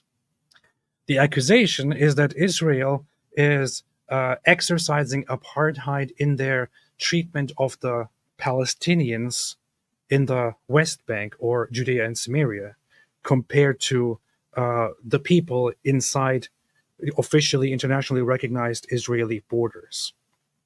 That's it. That's the apartheid that people are talking about. Within Israel, every human being who is a citizen has completely equal rights. There is no distinction at all. Completely equal rights. And in fact, Israel is the only country in the Middle East where most immigrants, or where most minorities are doing quite well, are happy. Over 85% of Christians say they are happy with life in Israel. Muslims have equal rights. They have a 20% Muslim population, and so on. However, they are accused of apartheid because those on the other side of the border, in the West Bank, in the Palestinian territories, are treated differently because they are not considered citizens, because they are not part of the actual Israeli nation. They are considered occupied or partially occupied. This is the apartheid accusation. So this guy doesn't even know what the hell he's talking about when he's making this accusation. Now, that is complete nonsense.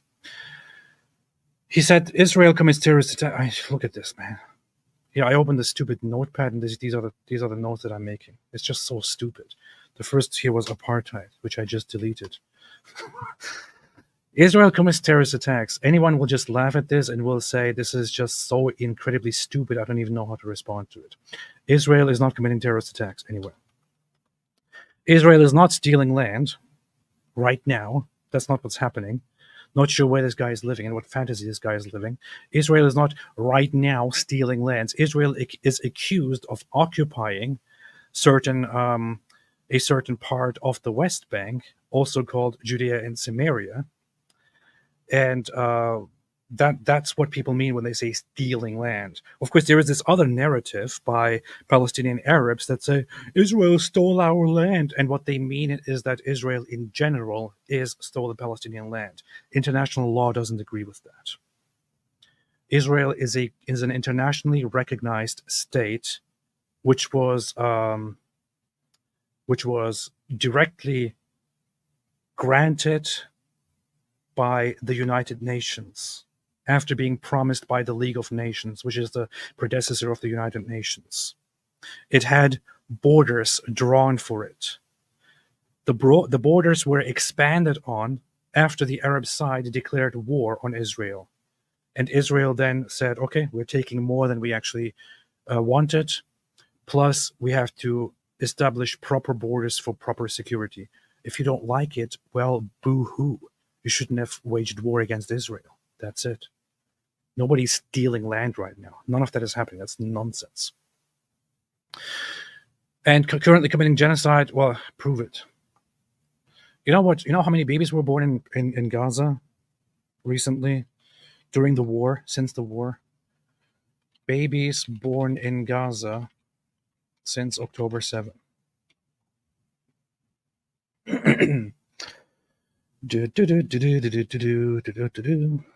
Okay, there are reports that range from 25,000 babies to 50,000 babies. According to Hamas, during this entire war, let's see how many people were killed on the other side, on the Palestinian side.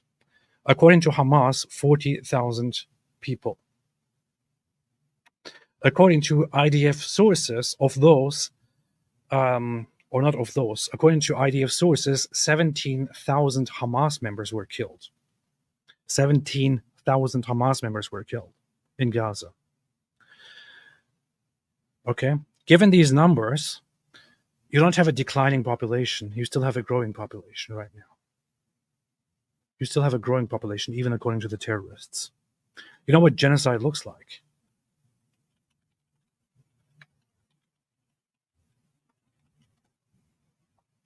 Genocide looks like this.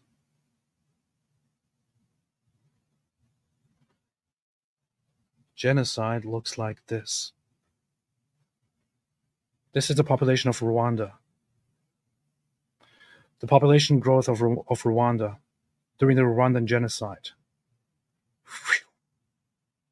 And then continue up again.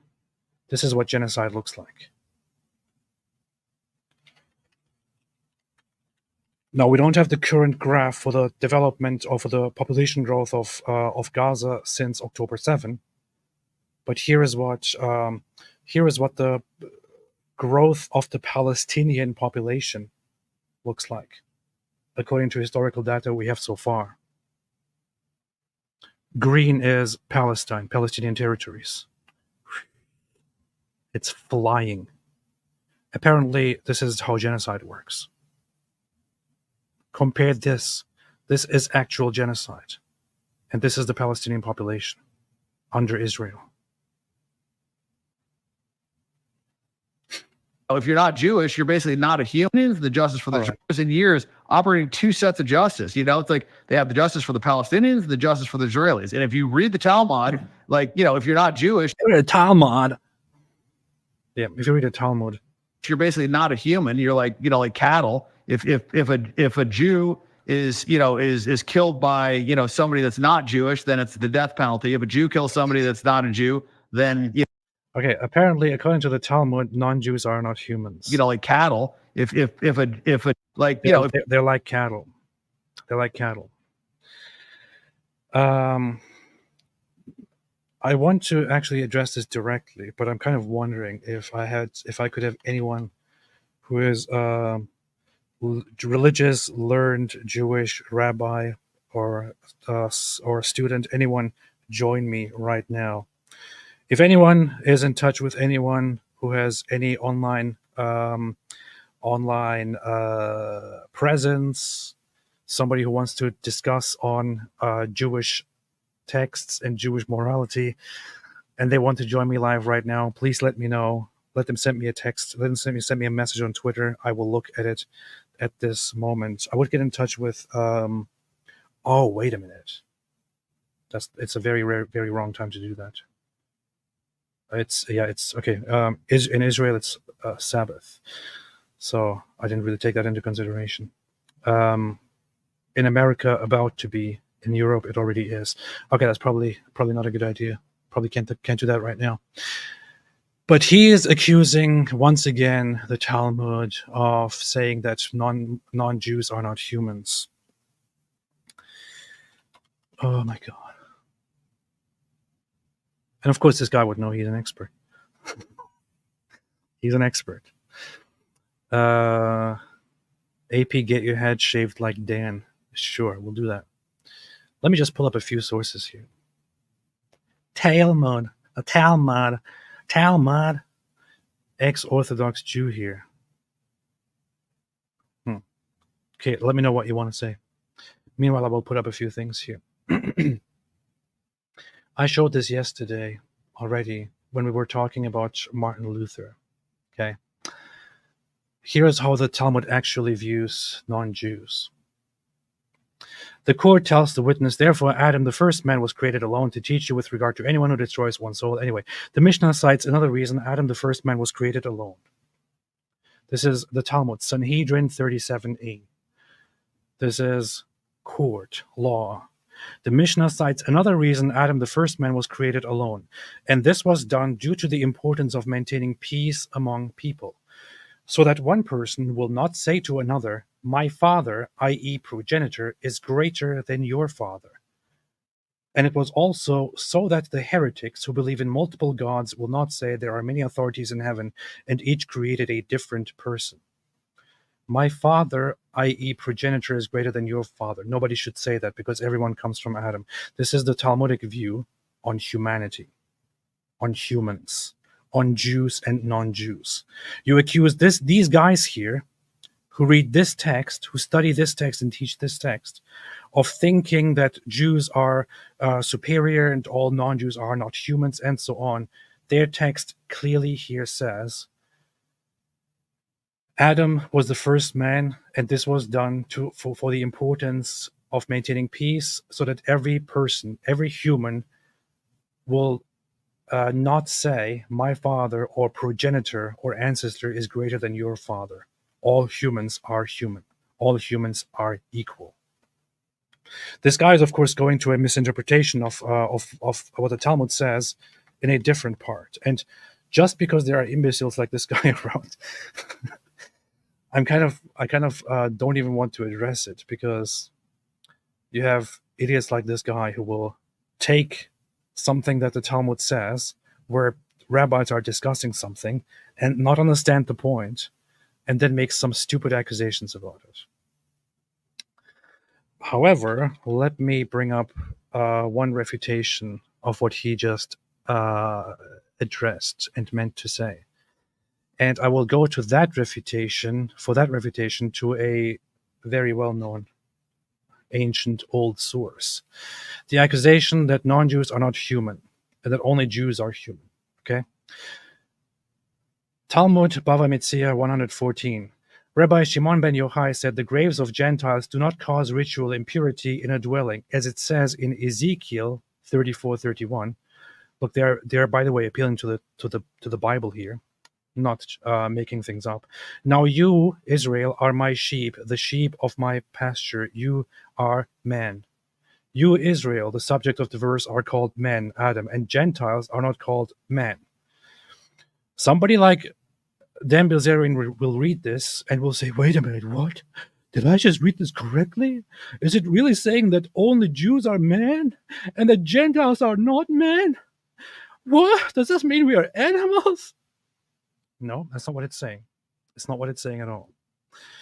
It is analyzing a certain context here, and they're saying that this certain text addresses Jews, Israelis, or Israel as man, while it does not address, in this case, Gentiles as man. They are making this distinction here for a technicality to point out that in the matter of visiting graves, Jewish graves or Gentile graves, only the graves of Jews would cause ritual impurity. The graves of Gentiles would not, because the laws apply differently here, because there is a semantic technicality at play where only the Jews here are referred to as men within a certain context, not the Gentiles. That does not mean that the Talmud says Gentiles are not humans. This is only a quote by a certain rabbi, which people understand when they read the actual Talmud. But Dan Bilzerian, of course, does not understand. Therefore, there is another piece. Now you, Israel, are my sheep, the sheep of my pasture. You are men. You are, Israel is the subject of this verse, are called men, and Gentiles are not called men. I will show you very, very clearly that this does not mean what this idiot thinks it means. And this article already does it for us by simply going to another part of the Talmud. Here. Talmud Gittin 47a. Look at this now. Look at this now. Let's pay close attention to this. A Gentile has the ability to purchase land in Israel in order to dig holes and caves. As it says in Psalms 115:16, as for the heavens are the Lord's, but the earth he has given to mankind. Literally to the sons of Adam. Wait a minute. So the Talmud does call Gentiles humans, because it's or men, because it says the Gentiles have the ability to purchase land in Israel, because God refers to them as humanity or as men. But wait a minute. I thought the Talmud says that Gentiles are not men. Interesting. Furthermore, Avodah Zarah 3a. Rabbi Meir would say, how do we know that even a Gentile, this is actually a very significant one here. How do we know that even a Gentile who engages in the study of Torah is like a Jewish high priest? Do you hear what it says here? How do we know that even a Gentile who engages in the study of Torah is like a Jewish high priest? Wait a minute. I thought the Talmud says that Gentiles are not human. Now it even says that a Gentile who engages in Torah study is like a Jewish high priest. Whoa. We learn from the verse Leviticus 18:5, which man shall do and by which he shall live. In the context here, it clearly is not only calling Gentiles man, it also is saying that a Gentile who engages in Torah study is like a Jewish high priest. Uh-oh. This is it. That's as simple as it is. This debunks every single stupid claim that these idiots make about the Talmud. I don't follow Judaism. I don't follow it. I don't believe in the authority of rabbis. I don't even believe in the Torah. I have pretty much no issue in this at all. But if these people are going to sit here and vilify Jews by making lies about their texts, I will then sit here and correct these idiots about what the text actually says. That's what I do. If you can't handle it, I don't care, honestly. This is the same thing that I have been doing with Christianity. I don't believe in Christianity, but if Muslims are going to lie about Jesus and about the Bible, I will sit there and make corrections about it. That's it. That's what I do. If you don't like it, I don't care. It's my sense of justice. That's what I do. Urinating upon one another. That's what they do. There you go. Nazis debunked. If you're not Jewish, you're basically not a human. You're like, like cat. Yeah, we just saw it in the Talmud, right? If a Jew is killed by somebody that's not Jewish, then it's the death penalty. If a Jew kills someone, that's not what it says at all. It's once again talking about the technicality of court. Once again, would have somebody who comes and talks about it from a Jewish perspective. Always welcome.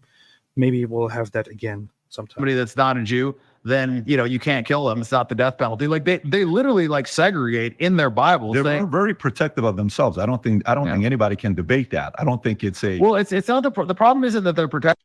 They literally segregate. What Judaism does is it preserves Jewish society. It preserves Judaism. It preserves Jewish heritage. It protects Jews. Leaning on much of the narratives in the Bible of Israel, of the nation of Israel, and every Christian who knows their Christianity, who knows their Bible will know this, of Israel being surrounded by pretty vile enemies, including those engaging in child sacrifice and being hell-bent on destroying the people of Israel, God's people, according to the texts. And God then instructing them to defend themselves, to fight, and to take care of them, to blot out the memory and the name of Amalek, a very, very prominent, very dominant narrative in the Bible and in Jewish tradition. This is not about hating others. It's about protecting yourselves. Protect themselves. The problem comes when you think that you're better than other people, and you think it's okay to lie to anybody that's not a Jew. You think it's okay to steal from people that are not a Jew. Oh, God. Nobody thinks it's okay to steal from non-Jews. Nobody thinks Jews are better than other people. Look, this is so funny. Jews could think that they are better than other people, right? And you should be okay with that as a Christian. As a Christian, don't you think that having a Christian moral compass is better than not having one? Don't you think that being a Christian is better than not being a Christian? Don't you then therefore think that Christians as a collective are, due to your moral stances, due to your differences, better than others? You should think that as a Christian. Muslims think they are superior to everyone else, and that all non-Muslims are the worst of creation. This is literally what the Quran says. It's not what Christians say. This is not what Jews say. It's what the Quran says. Jews could technically think being a Jew is better than being a non-Jew. Jews are better than non-Jews. Jews don't, however, push that narrative. They say that Jews are the chosen people, chosen for a certain role. They never imply that Jews are, simply because they're Jews, better than other people by birth or anything like that. We just went through it. That's nonsense. Here's what the Quran says, however. 98:6. I know I have to pause this guy after every word because he's a complete idiot. Here's what the Quran says. Why don't we talk about this instead of talking about fake stuff from supposedly Jewish sources? Indeed, they who disbelieve among the people of the scripture, meaning Jews and Christians, and the polytheists will be in the fire of hell, abiding therein eternally. Those are the worst of creatures. Indeed, they who have believed and done righteous deeds, those are the best of creatures. In short, those who disbelieve, non-Muslims, are the worst of creatures. And Muslims are the best of creatures. Non-Muslims are worse than cockroaches. Non-Muslims are worse than bacteria. Non-Muslims are worse than donkeys or whatever it is. And Muslims are the best. This is what the Quran says. This is what Islam says. It's not what the Talmud says. It's not what Jews say. It's not what Christians say. This is what Muslims say, because that's what the Quran says. But yeah, hey, let's talk about Jews. Let's talk about the Talmud. Let's talk about fake Talmud quotes. And let's say Muslims are not actually the problem. You have two sets of standards. The problem with that is it allows you to rationalize anything, right? And human beings are generally self-serving creatures. So if your fundamental religious belief system allows you to operate in such a way that you believe there isn't consequence. Osama Garan, stop lying, AP. What am I lying about? Tell me. Go on. Go on, tell me, what am I lying about? Did I just lie by saying that the Quran says that that disbelievers are the worst of creatures and Muslims are the best of creatures? Was I lying there? Please show me that. Show me what I was lying about. Tell me what I was lying about. Come on, go ahead. Go ahead. Go ahead. Go ahead. Go ahead. Come on. Go ahead. There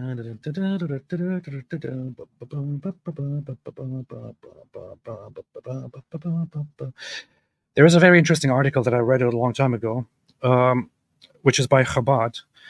Chabad, for those who don't know, is considered one of the most orthodox.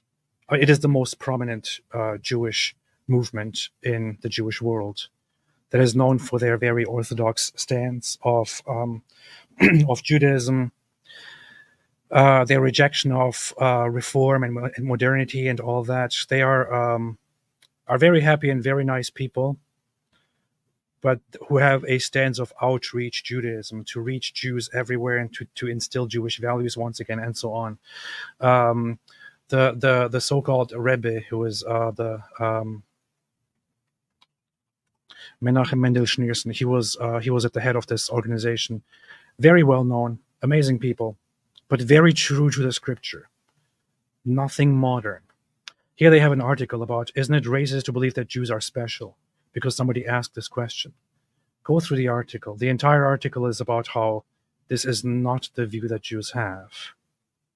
And when you are proud or happy to be a Jew, it's not that you are better than others. And it does not mean that you are better or above other people. It is rather about having a special role, a special agreement, and so on.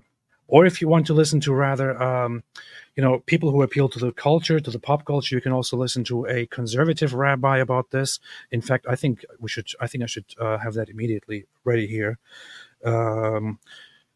Alex O'Connor recently talked to this one conservative Jewish rabbi and asked him the question about chosen people. Rabbi David Wolpe, he gave a nice response. And there was also, in another instance, Ben Shapiro answering the question about chosen people.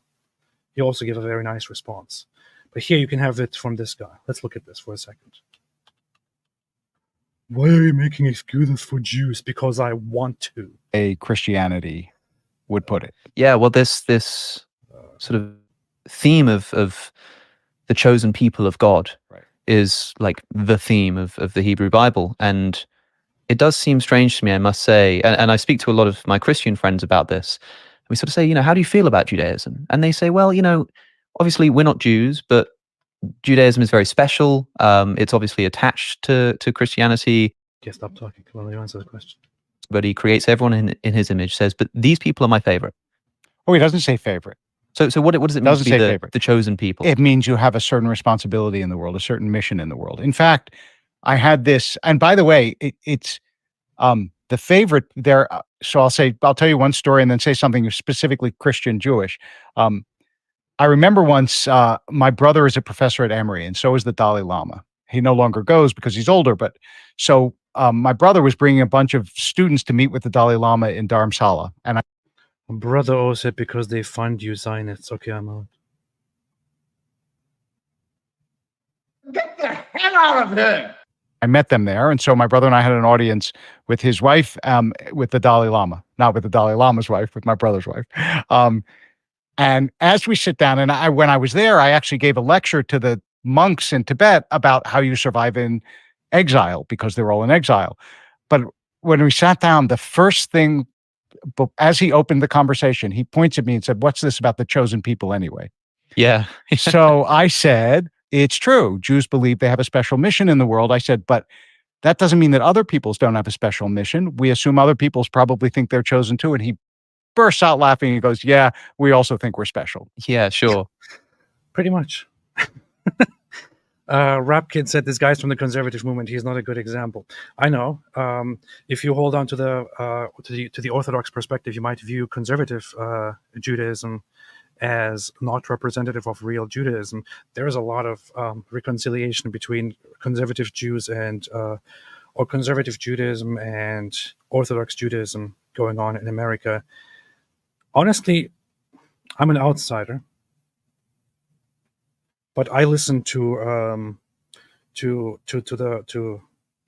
the Rebbe recently in his speeches, and he was totally against this whole distinction, and he was pointing out that conservative Judaism is not fully observant Orthodox Judaism. However, it's okay for Jews to be part of conservative Judaism, and even for Jews to be who are part of Reform Judaism, to be part of Reform Judaism, although he does not believe or he does not think that it is a true representation of real Torah abidance, because all of them add value to the Jewish sphere in their own way, even if to him they are not doing it fully in the right way. And the best thing you could do is to show them your way, but let them go with theirs as well. And I know lots of people disagree with that, but I really like that. I really like the Rebbe's stance on it. I don't know of a people that don't think they're special, even though the Jews always get this. If you ask the Albanians, are Albanians special? Yeah. I'm sure they will say, yes, Albanians are special. And the other piece of this is that I must confess irks me a little bit sometimes in conversations with Christians who have a hard time with the chosen people idea. Here's another theological difference between classical Christianity and Judaism. In order to be saved, you must believe in Jesus. If you don't, you're damned. Judaism does not have that. In the Jewish tradition, if you are a good person, you get whatever the world to come is, which is a separate question. But whatever it is, you get that.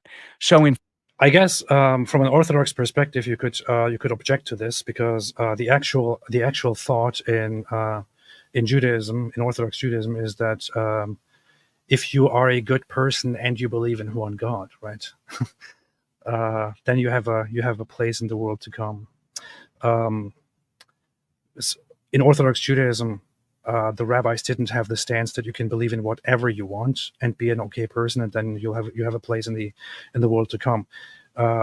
Their belief, also represented in the Talmud, is that anyone who, even the foreigner or the convert, people who simply believe in one God and who observe the basic laws of the Noahide laws, have a place in the world to come. That is the general stance. But I guess there is some disagreement on the technicalities of what to actually believe and so on. In fact, I think chosenness has less consequences eternally for Jews than belief in Jesus does for Christians. But nobody says to Christians, how dare you have this tremendous hubris that you think only people who believe like you can be saved. Well, I think there's This is the issue. This is not an attack on Christianity. This is just pointing out the hypocrisy of attacking Jews over this whole idea of being chosen people. There is no source ever in Judaism which ever says, because you are a Jew, because you are born a Jew, you are now better than others. It is the Bible itself that says you are not supposed to go about bragging as the people of God. You're supposed to follow the laws of God, and if you don't, then you are not favored, basically, right? Jews hold that somebody who converts to Judaism is in many ways better than somebody who was born into Judaism. And the Jewish idea is basically that God chose Jews, among others, for a specific role in order to follow these certain commandments, but God also chose other people for different roles, and everyone has their role. This doesn't mean that Jews are better than others. They will still be judged by the very same standards. In fact, Jews have to follow 613 commandments, according to the Orthodox Jewish idea, whereas non-Jews are only expected by Jews to follow 7 commandments. Do you think, why would you think that Jews therefore think they are privileged? Jews think they have a much bigger burden, right? 100 times bigger almost than the rest of the world. So anyway, let's switch over again to our imbecile here. Consequences to stealing from other people, killing other people, raping, kids that are under 9 years old. Like, if you think those things are okay, that you believe there isn't consequences to stealing from other people, killing other people, raping, kids that are under 9 years old.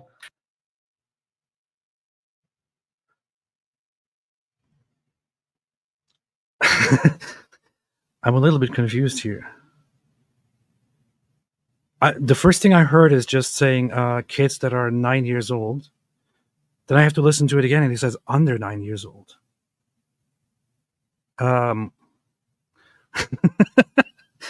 Killing other people, raping, kids that are under 9 years old.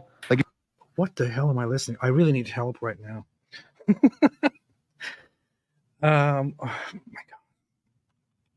My first instinct, my first knee jerk reaction was to call out the hypocrisy here, because it is Islam that is actually about marrying 9-year-olds and having sex with them. This is what Islam does, right? It's what Islam does. Most who are here already know the issue. Some who might tune in for different reasons might not know.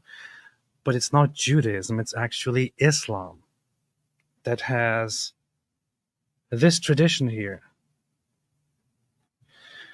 It was narrated by Aisha herself that the Messenger of Allah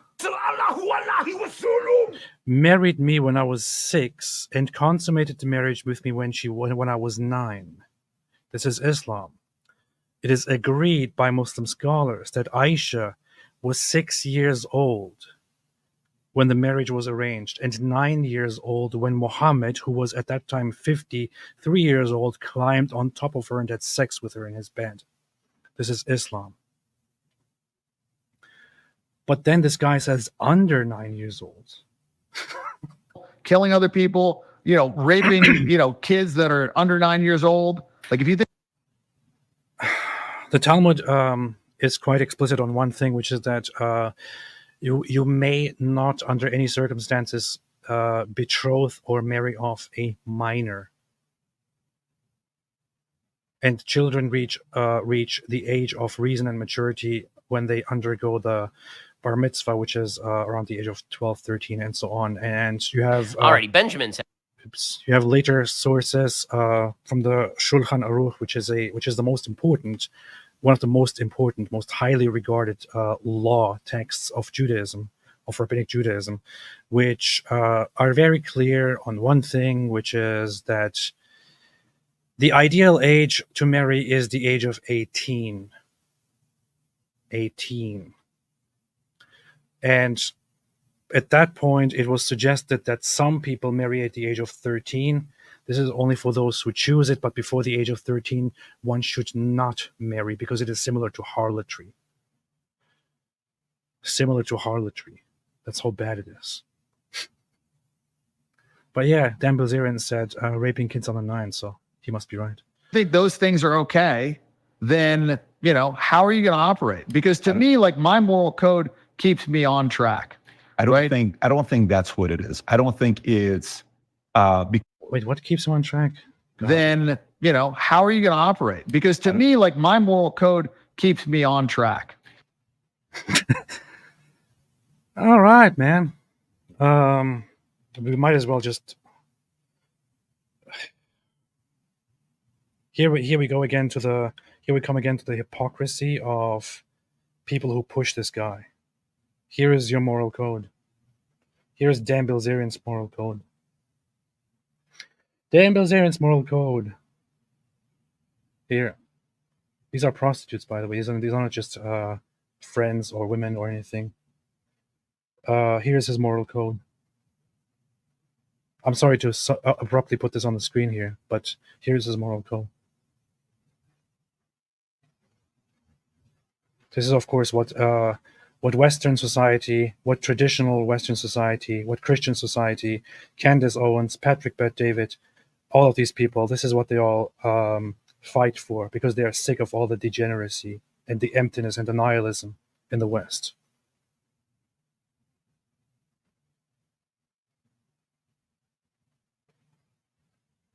This is his moral code.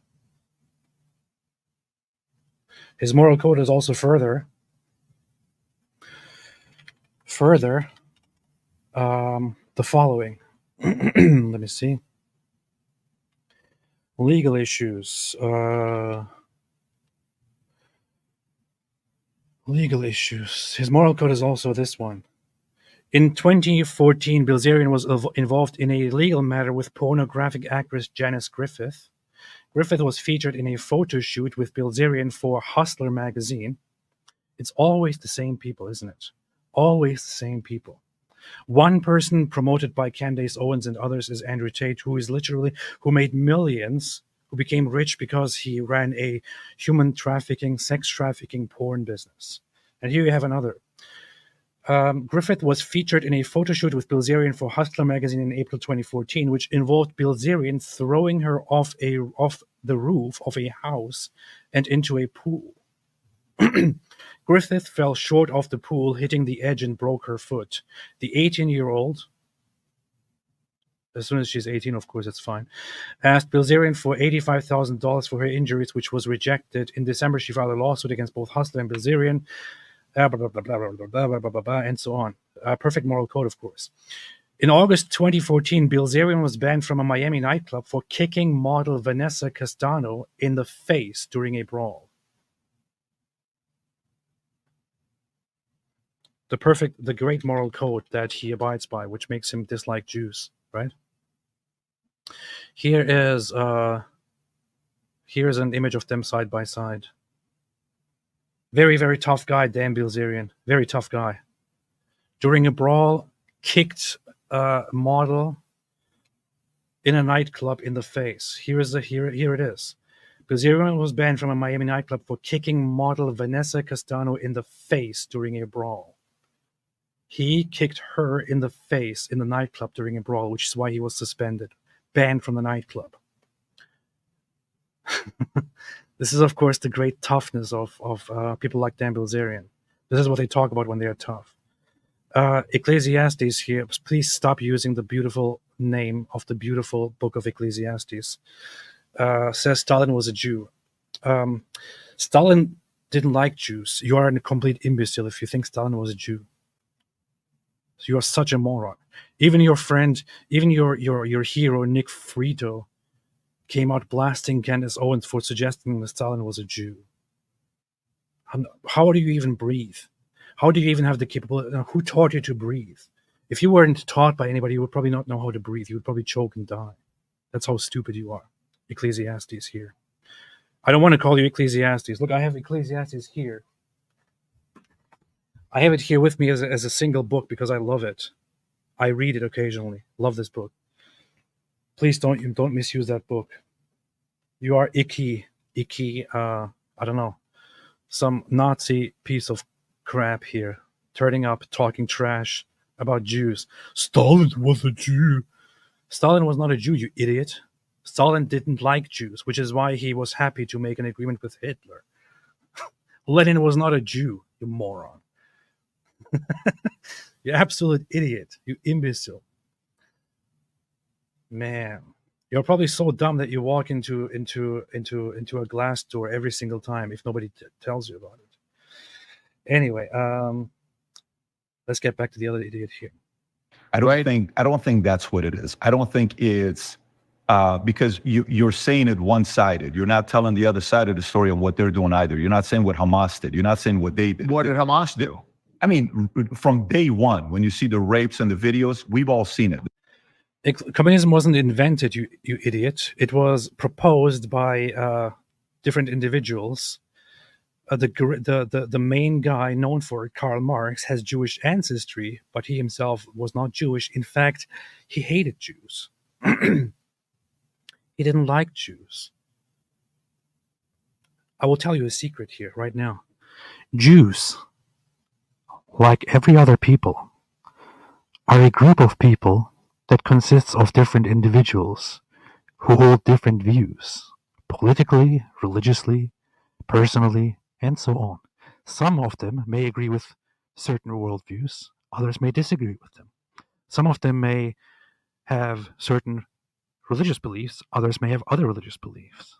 Some of them might support communism, others might not. Some of them might be religious, others might be non-religious. I hope you think about this further. I don't think you have ever thought about this. This is probably the first time in your life that you ever formed a proper thought, or that you actually heard somebody form a proper thought. I don't think you can actually think. So I don't hope for very much here. Just please take Ecclesiastes out of your name. It's an embarrassment. This isn't something What rapes and videos? But stay on this year if you want to continue with this. But what rapes? Something what rapes and videos? But stay on this year if you want to videos. We've all seen it. This isn't something what rapes and videos? But stay on this year if you want to continue with this. But what rapes and videos? But my concern when you're saying Israel's doing it, you're saying the other side.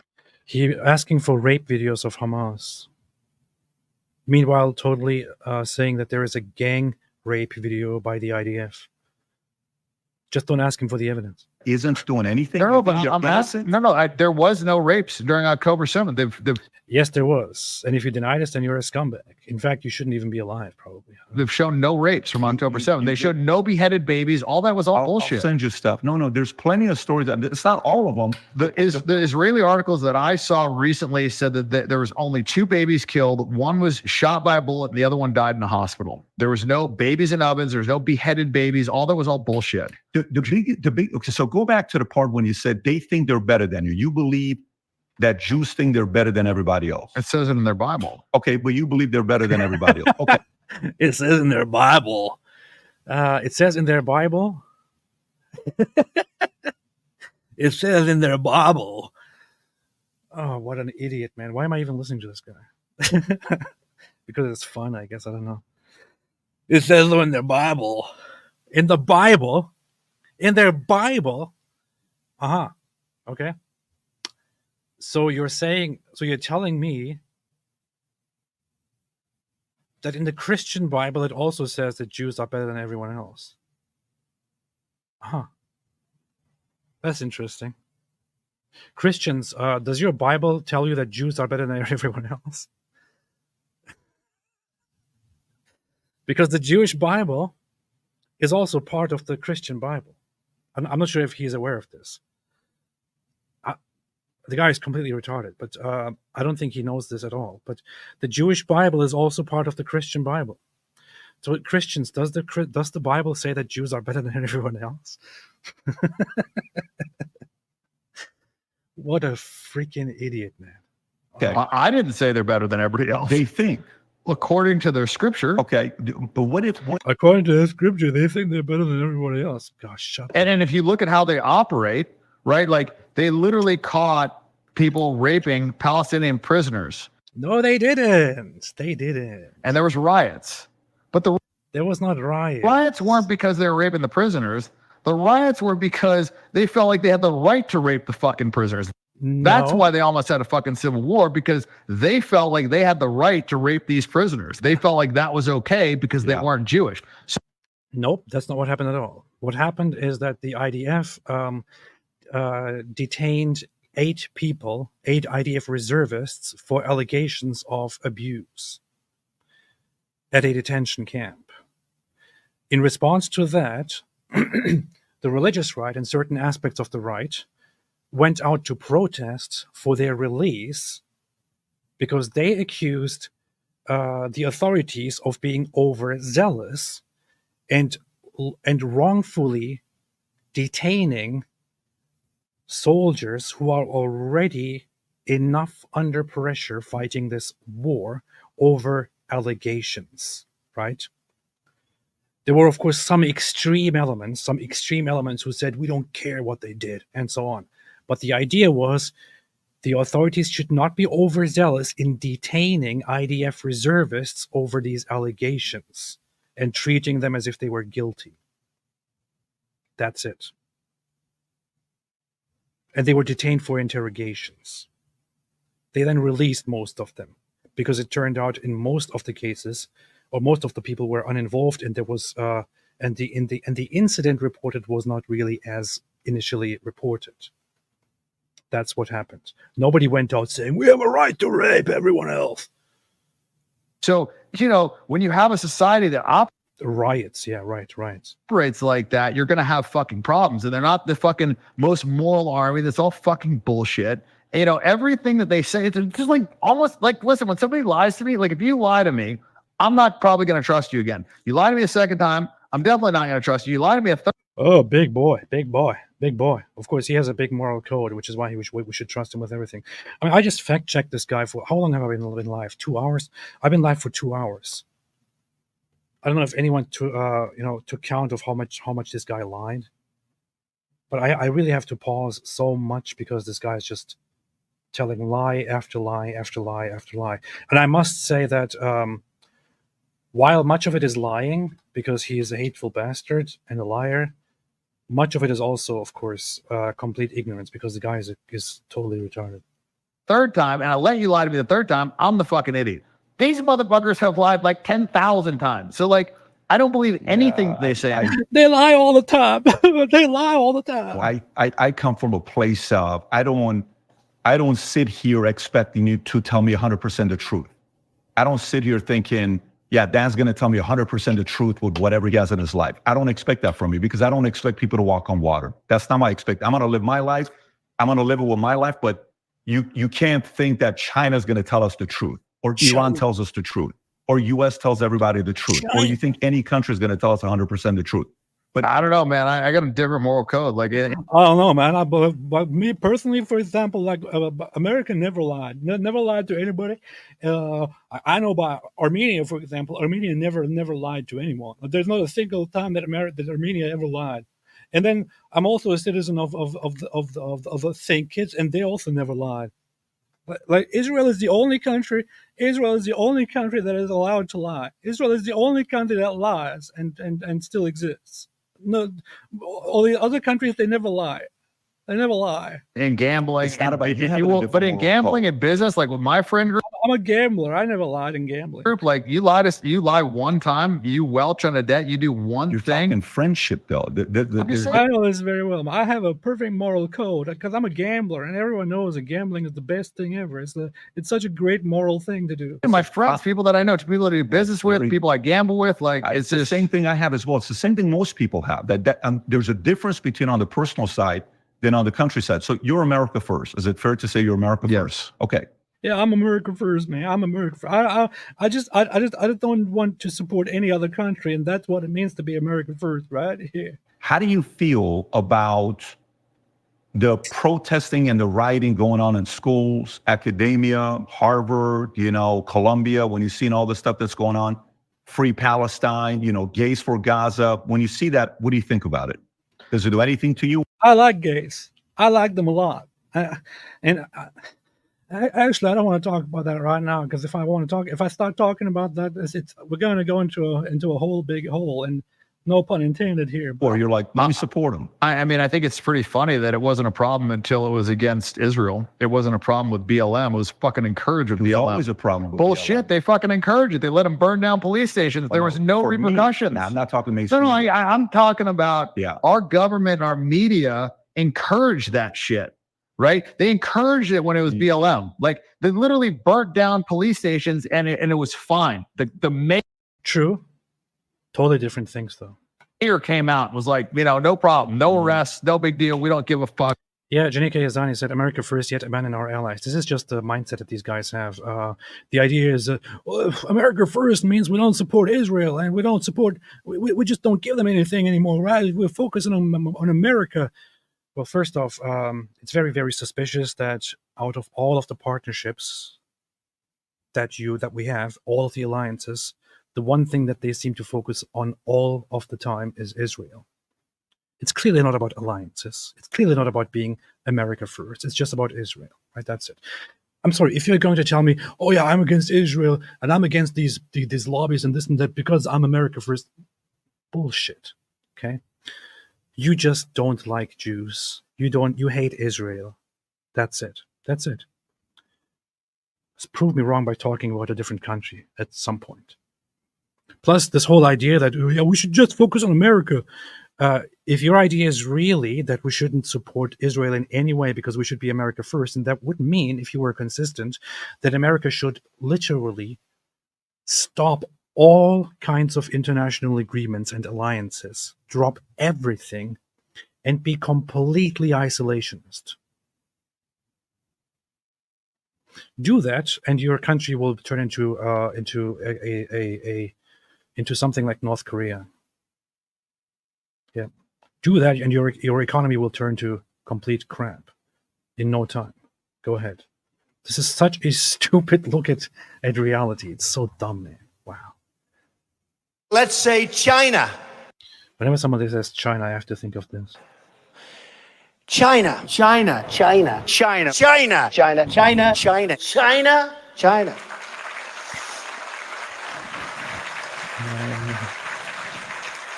You go over to China. China. China. China. China. China. China. China. China. China. China. You take China. China. China. I love them. China. China. China. China. China. I have to have my China. China. China. I have to have my China. This lives rent-free in my head, as they say. Right.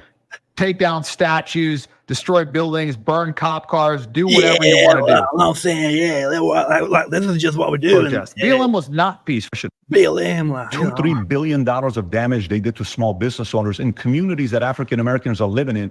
And who controls mainstream media? And there's only 2 outlets right now. We're talking to a couple of your friends here that were during lunchtime. We're having a conversation while we're having dinner with who controls mainstream media, the left. I don't know, but they're controlling my sandwiches. Earlier I had a BLM sandwich, and those BLM sandwiches don't taste like they used to taste, and it's because of the Jews, and you can find it in their Bible, right? Their money.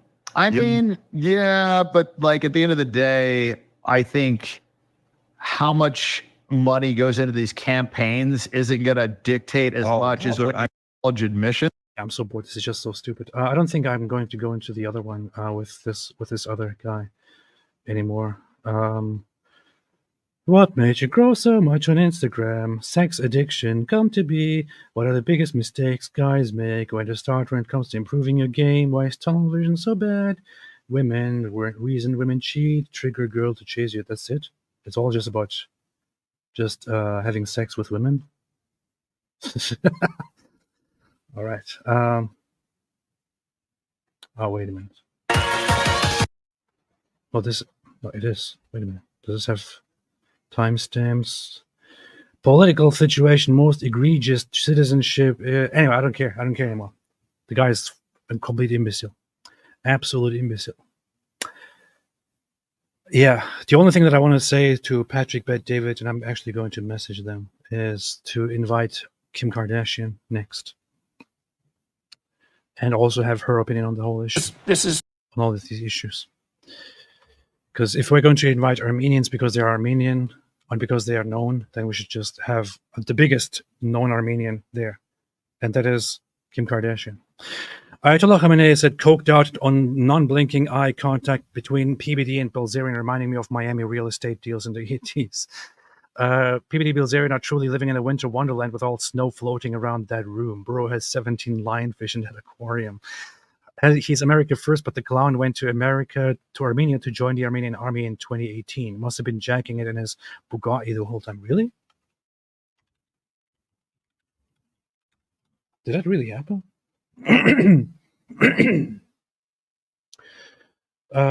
He went to Armenia and registered for military service. Went to Armenia to obtain citizenship and join the Armenian armed forces. That's interesting. That's interesting. You know, when you become a citizen, when you become a U.S. citizen, you are asked different questions about your allegiance to different countries. And you're also asked specifically if you served in different militaries. Like I served in the Turkish military, for example, because I had to. And I have to specify why I served there, because it is something that actually calls into question your allegiance and your loyalty to the United States for the future. So it is actually considered a question of loyalty and allegiance in America, whether you participate in a different country's military force or not. And I even have an excuse, because Turkey, unfortunately, is actually an ally of America and part of NATO. Dan Bilzerian doesn't have an excuse, which I think actually shouldn't be the case. I think Armenia should be allied with the West. Unfortunately, there is some historical garbage there. But yeah, this is very funny. And this guy is America first? Okay. Anna Linda said, true. Ask the Europeans. They say no to Islam. Yeah. These American privileged guys are just... You see, AP only hates Islam because he wants Turk transgenders to get affirmative action to graduate from German universities and give Israel money. That's what they do. That's what I do. That's what I do. Pronote gifted 5 memberships. Thank you so much. I appreciate it. Appreciate it very, very much. Arya Wasserman, Dan Kasparian. I heard from Stu Peters that the Jews sank the Titanic, so they must have sunk my rave yacht in the Bahamas. These two are tanking my opinion of the Armenians. Yeah.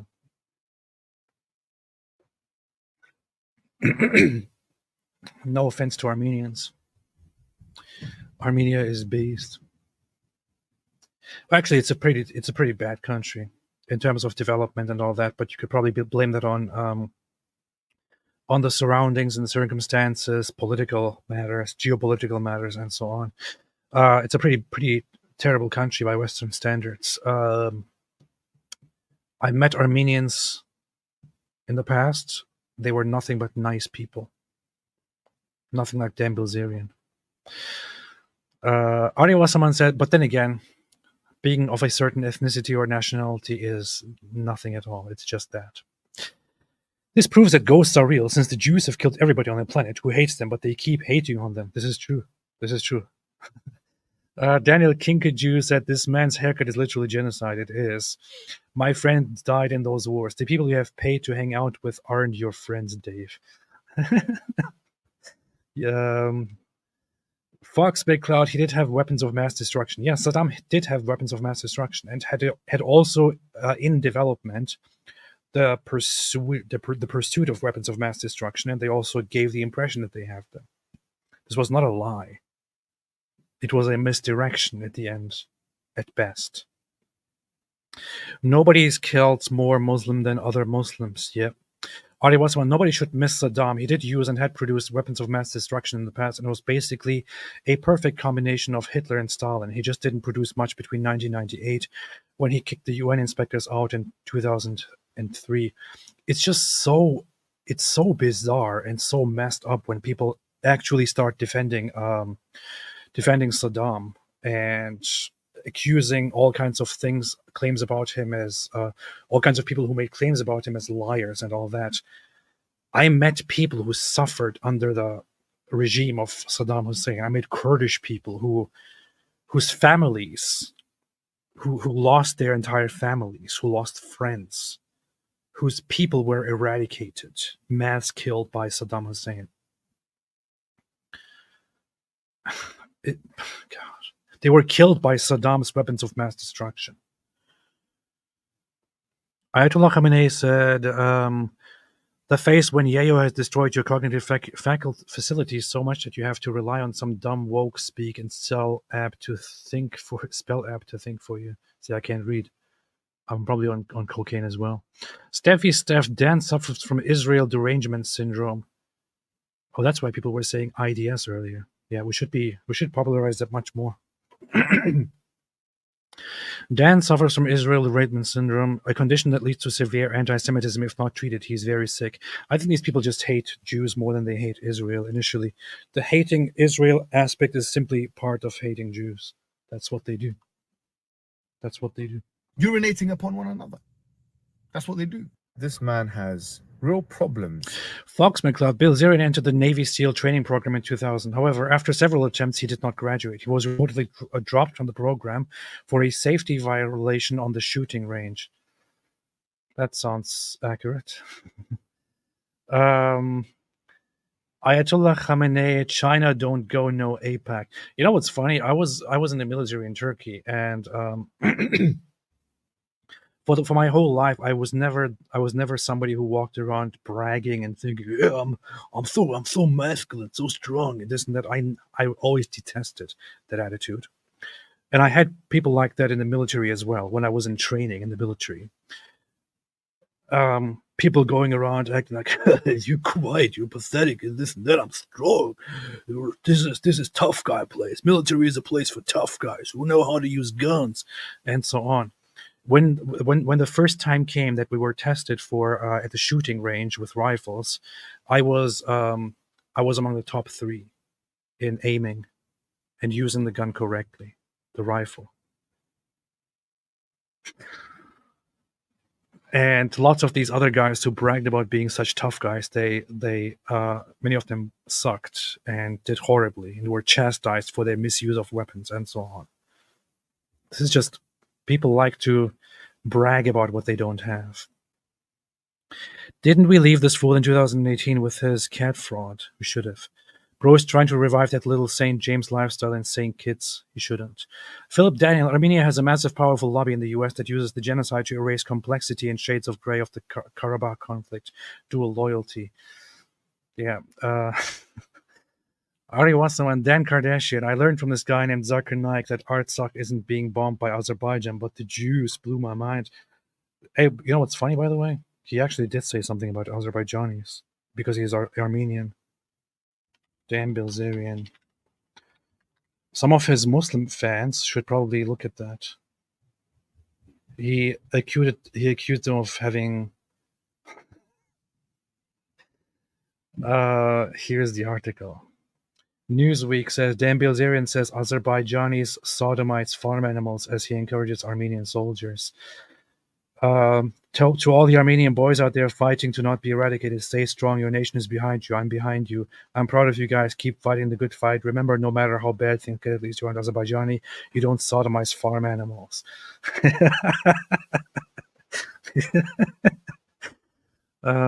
I really want some of his Muslim fans to have a look at that and see what they think about it.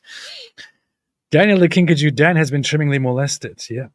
Idiots were crying after that PBD had sold out. Yeah. Dan Tough Guy Bilzerian lies about his 5'7" height. A real Napoleon complex dude. Demons exist. Dan's haircut is the proof. I've been to New York, the Big Apple, and Manhattan. I'm an expert on the state of America. Yeah, true. I went to Iraq twice, actually, which is why I'm an expert on Iraq, everything Iraq. Absolutely, that's how it works. I've also been to Montenegro by accident once, which is why I'm expert on the matter. Mumu Joe, these dummies, he has zero knowledge of the issue or the area. The fact he has billions of following him, unbelievable. It is crazy. Watching with delay, Ridvan, compared to what came since 2015 to Germany, Turkish immigrants are elite. They are much more willing to work. Kruse. Yeah, that's what I heard from some others as well. That it sounds pretty bad, but also kind of funny. Lots of people were complaining about Turkish immigrants, but then after the other waves started coming, they thought, well, I guess the Turks weren't that bad. Mumujo, every person in UN alive that say is in the Palestinian, believe the genocide. It's not about believing it is or it is not. Even if 200K will unalive, it is not genocide, it is war. The number of deaths doesn't mean anything about whether it's a genocide or not. This is just, people are dumb. Anti-Israel stuff reminds me of the Dawa script. That's basically what it is. Thanks, AP. That's it. Just thanks, said Lori Cheto. Thank you. Appreciate it very much. Lori Cheto. Thank you. Appreciate it. I thank you just for that. When somebody just says thank you and nothing else, I just feel the need to say thank you to them twice. The Sahih Muskris, PBD is allergic against confronting his guests. Yeah, he seemed like he's doing softballs, just like with Andrew Tate. Mumu Joe, these two people that live in land that is not theirs said Israel wanted the land, so they wanted the massacre. PBD, I totally get it. I was invited to PBD for a long time ago, but then just before the show, they suddenly said, hey, we have to postpone this for sometime in 2024. They haven't gotten back ever since, which might be understandable because I also pretty much insulted them in my reply to the cancellation in a nice way, because I was on the way, right, driving, buying stuff, getting ready, driving to the airport. The night before, I would leave in the morning to fly to their office, and then suddenly I get the message and say, hey, sorry, just to let you know that the show has been canceled. We have to do this again sometime next year. And I'm thinking, are you freaking serious, man? This is how you guys operate? Anyway, and they said in the message, I hope this doesn't cause many problems. I hope this didn't cause problems or something like that. And I then responded with, I then implied that it actually did, but it's all right. Or something like that. I don't know. I sent them a little bit of a pissy response. Ness Ivan, Israel killed their own in the festival. 4K people with 4K phones with cameras were there, yet not a single chopper video. Bro, these were Allah copters. Yeah. They are accusing Israel of also killing people during the festival. Yet there is no single photo, no single video. Thousands of survivors from that incident, but not a single person actually captured anything of Israel firing at their own people. And these are the same guys who ask for evidence whenever Israel says something, and then reject the evidence when Israel provides the evidence. The Sahih Muskris, PBD, Israel treats everyone equally. You know what's funny? Actually, I wanted to do this whole response because I saw in a clip that Dan Bilzerian said something about ISIS. But that was from his chat with Myron from Fresh and Fit. I was assuming that he would also talk about this in this episode, but he didn't. This just reminds me. But whatever, I don't care. Guy's an imbecile. PBD, Israel treats everyone equally. Dan Tuperian, Israel is like treating people unequally, like apartheid, dude. PBD and Jelly, I don't disagree. You forgot to add a bunch of F words there as well. And Wyckoff, Dan Bilzerian looks and acts like every reconstruction of an early Neanderthal, but sure, he's read the Talmud. It's in their Bible.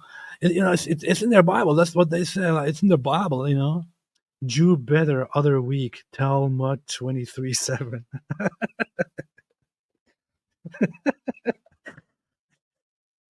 Please make that an image. I want to post that on Twitter. The truth about the Talmud. And Wyckoff, the Babylonian Talmud has 2,711 double-sided pages and 63 volumes, and somehow Dan Bilzerian read it. It's so incredible, isn't it? So absolutely incredible. Tyler Parks, I'm leaving. Have a good evening. You too. Thank you. The Talmud has a word count of, it has 2,711 pages. It has about a 2 million word count or something like that. 2 million words. The Babylonian Talmud.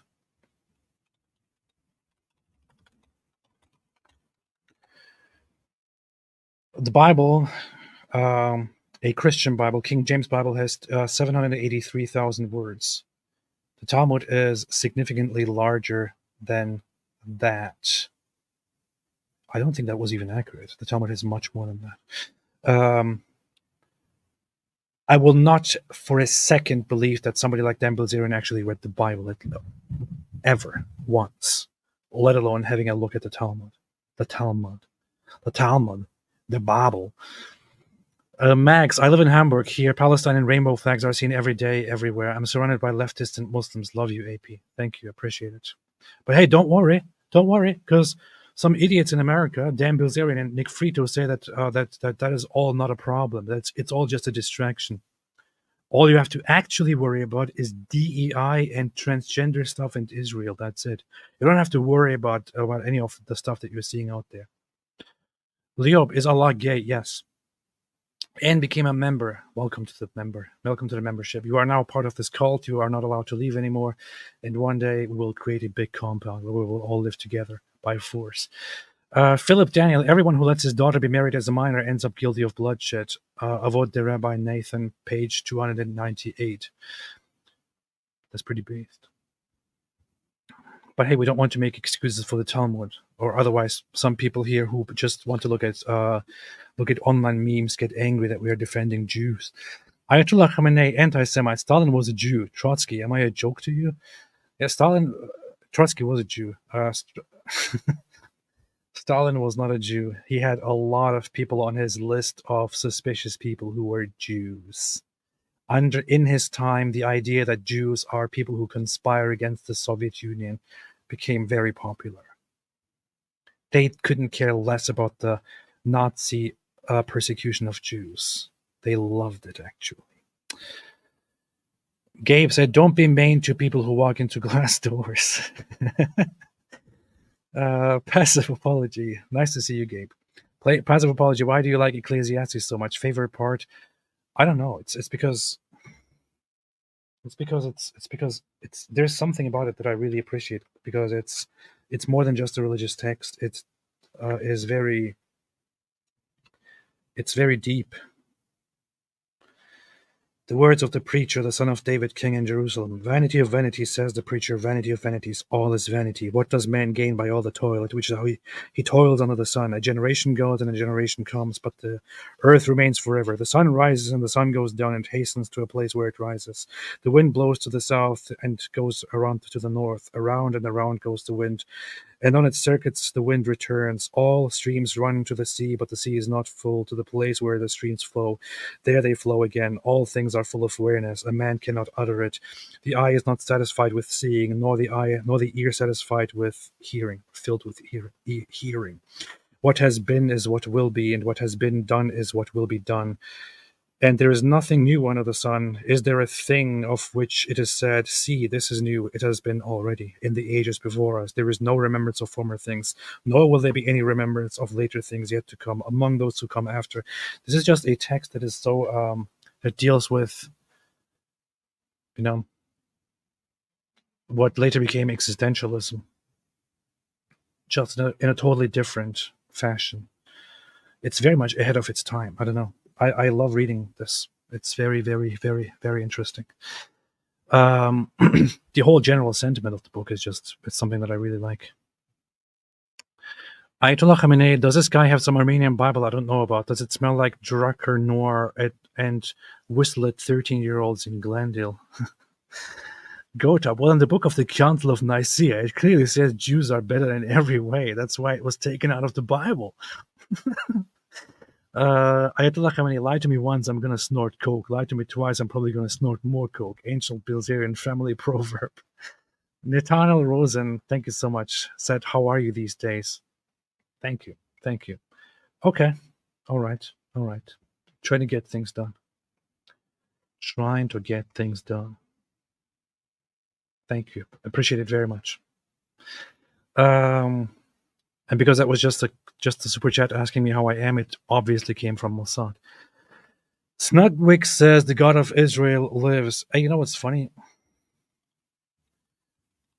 The other day I made a stupid reply to Tim Pool, and nobody understood it, and I felt so lonely in the world and so misunderstood. Nobody got my joke. I felt so disappointed in humanity.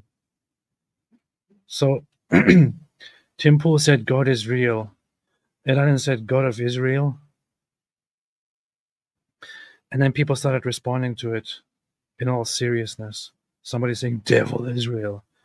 Alpha Omega, yes, he's not talking about, it's obvious, we are Israel.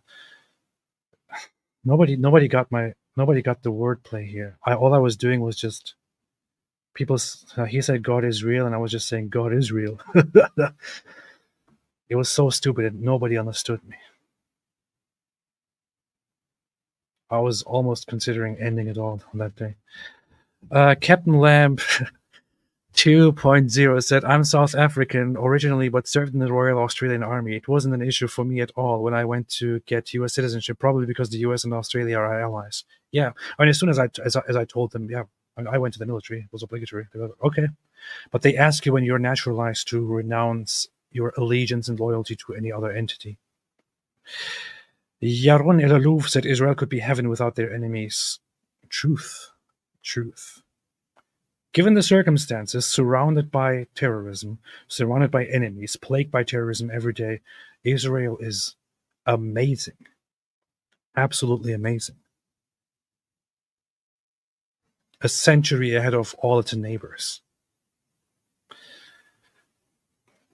You see, this is why Jews are better than everyone else. Pat's leather strap said Dave killed Stephen Paddock. Give the man respect. Okay, fine, I will. Celeri Rosengren, hey Celeri, what's up? I promoted your channel yesterday. Solomon indeed possessed a great mind. Much can be gleaned therefrom. He was a troubled soul, but contributed some of the Bible's most profound texts. That's true. Attributed to him. Pretty nice text. Except that he said, apparently in the Song of Solomon, he said that Muhammad will come in the future. That's what Muslims claim. Anyway, so, yeah. You should have said Israel. I know, but I don't want to explain my jokes, and I want it to be more subtle. Unfortunately, nobody understood me. I'm so alone in this world. Anyway, thanks for watching. In about 1 hour, I believe, David will go live with Brother Rashid, and everyone who wants to watch boring stuff can go watch that. I am going to go offline now, and we'll be together with everyone again tomorrow talking about Andrew Tata. That's what we're going to do tomorrow. Jose Garcia said people who think Yahweh is Satan are weird. People think all kinds of weird, messed up things. If you believe in any form, in any way in the Bible, you should not have such thought. That's just so ridiculous. And I said it as a non-Bible believing person as of now. Alhamdulillah. All right. Thanks, everyone. Jews strong, others weak. Talmud 42:0. AP is going to cry now because he's not invited. He's not welcome on the Wood stream. Yeah, as soon as David said we're going to have a stream with Rashid, I think I'm never going to invite David again, ever. From now on, I'm alone. I'm on my own. That's what I do. Thanks, everyone, for watching. Hope it's well understood that Dan Bilzerian is a complete idiot, as if there were any doubts about it. And I hope that PBD can, from now on, invite better people like me, or even better, Kim Kardashian, instead of giving the platform to people like Dan Bilzerian. This message goes out to you, Patrick Pitt David. You have 24 hours to respond. Thank you. Thanks, everyone, for watching. Have a fantastic day. And as always, Are you sick in the mind? Are you that mentally enslaved and intellectually subservient and intellectually molested and ideologically molested? Sorry, that was the wrong one. Thanks, everyone, for watching. And as always, stay away from Islam.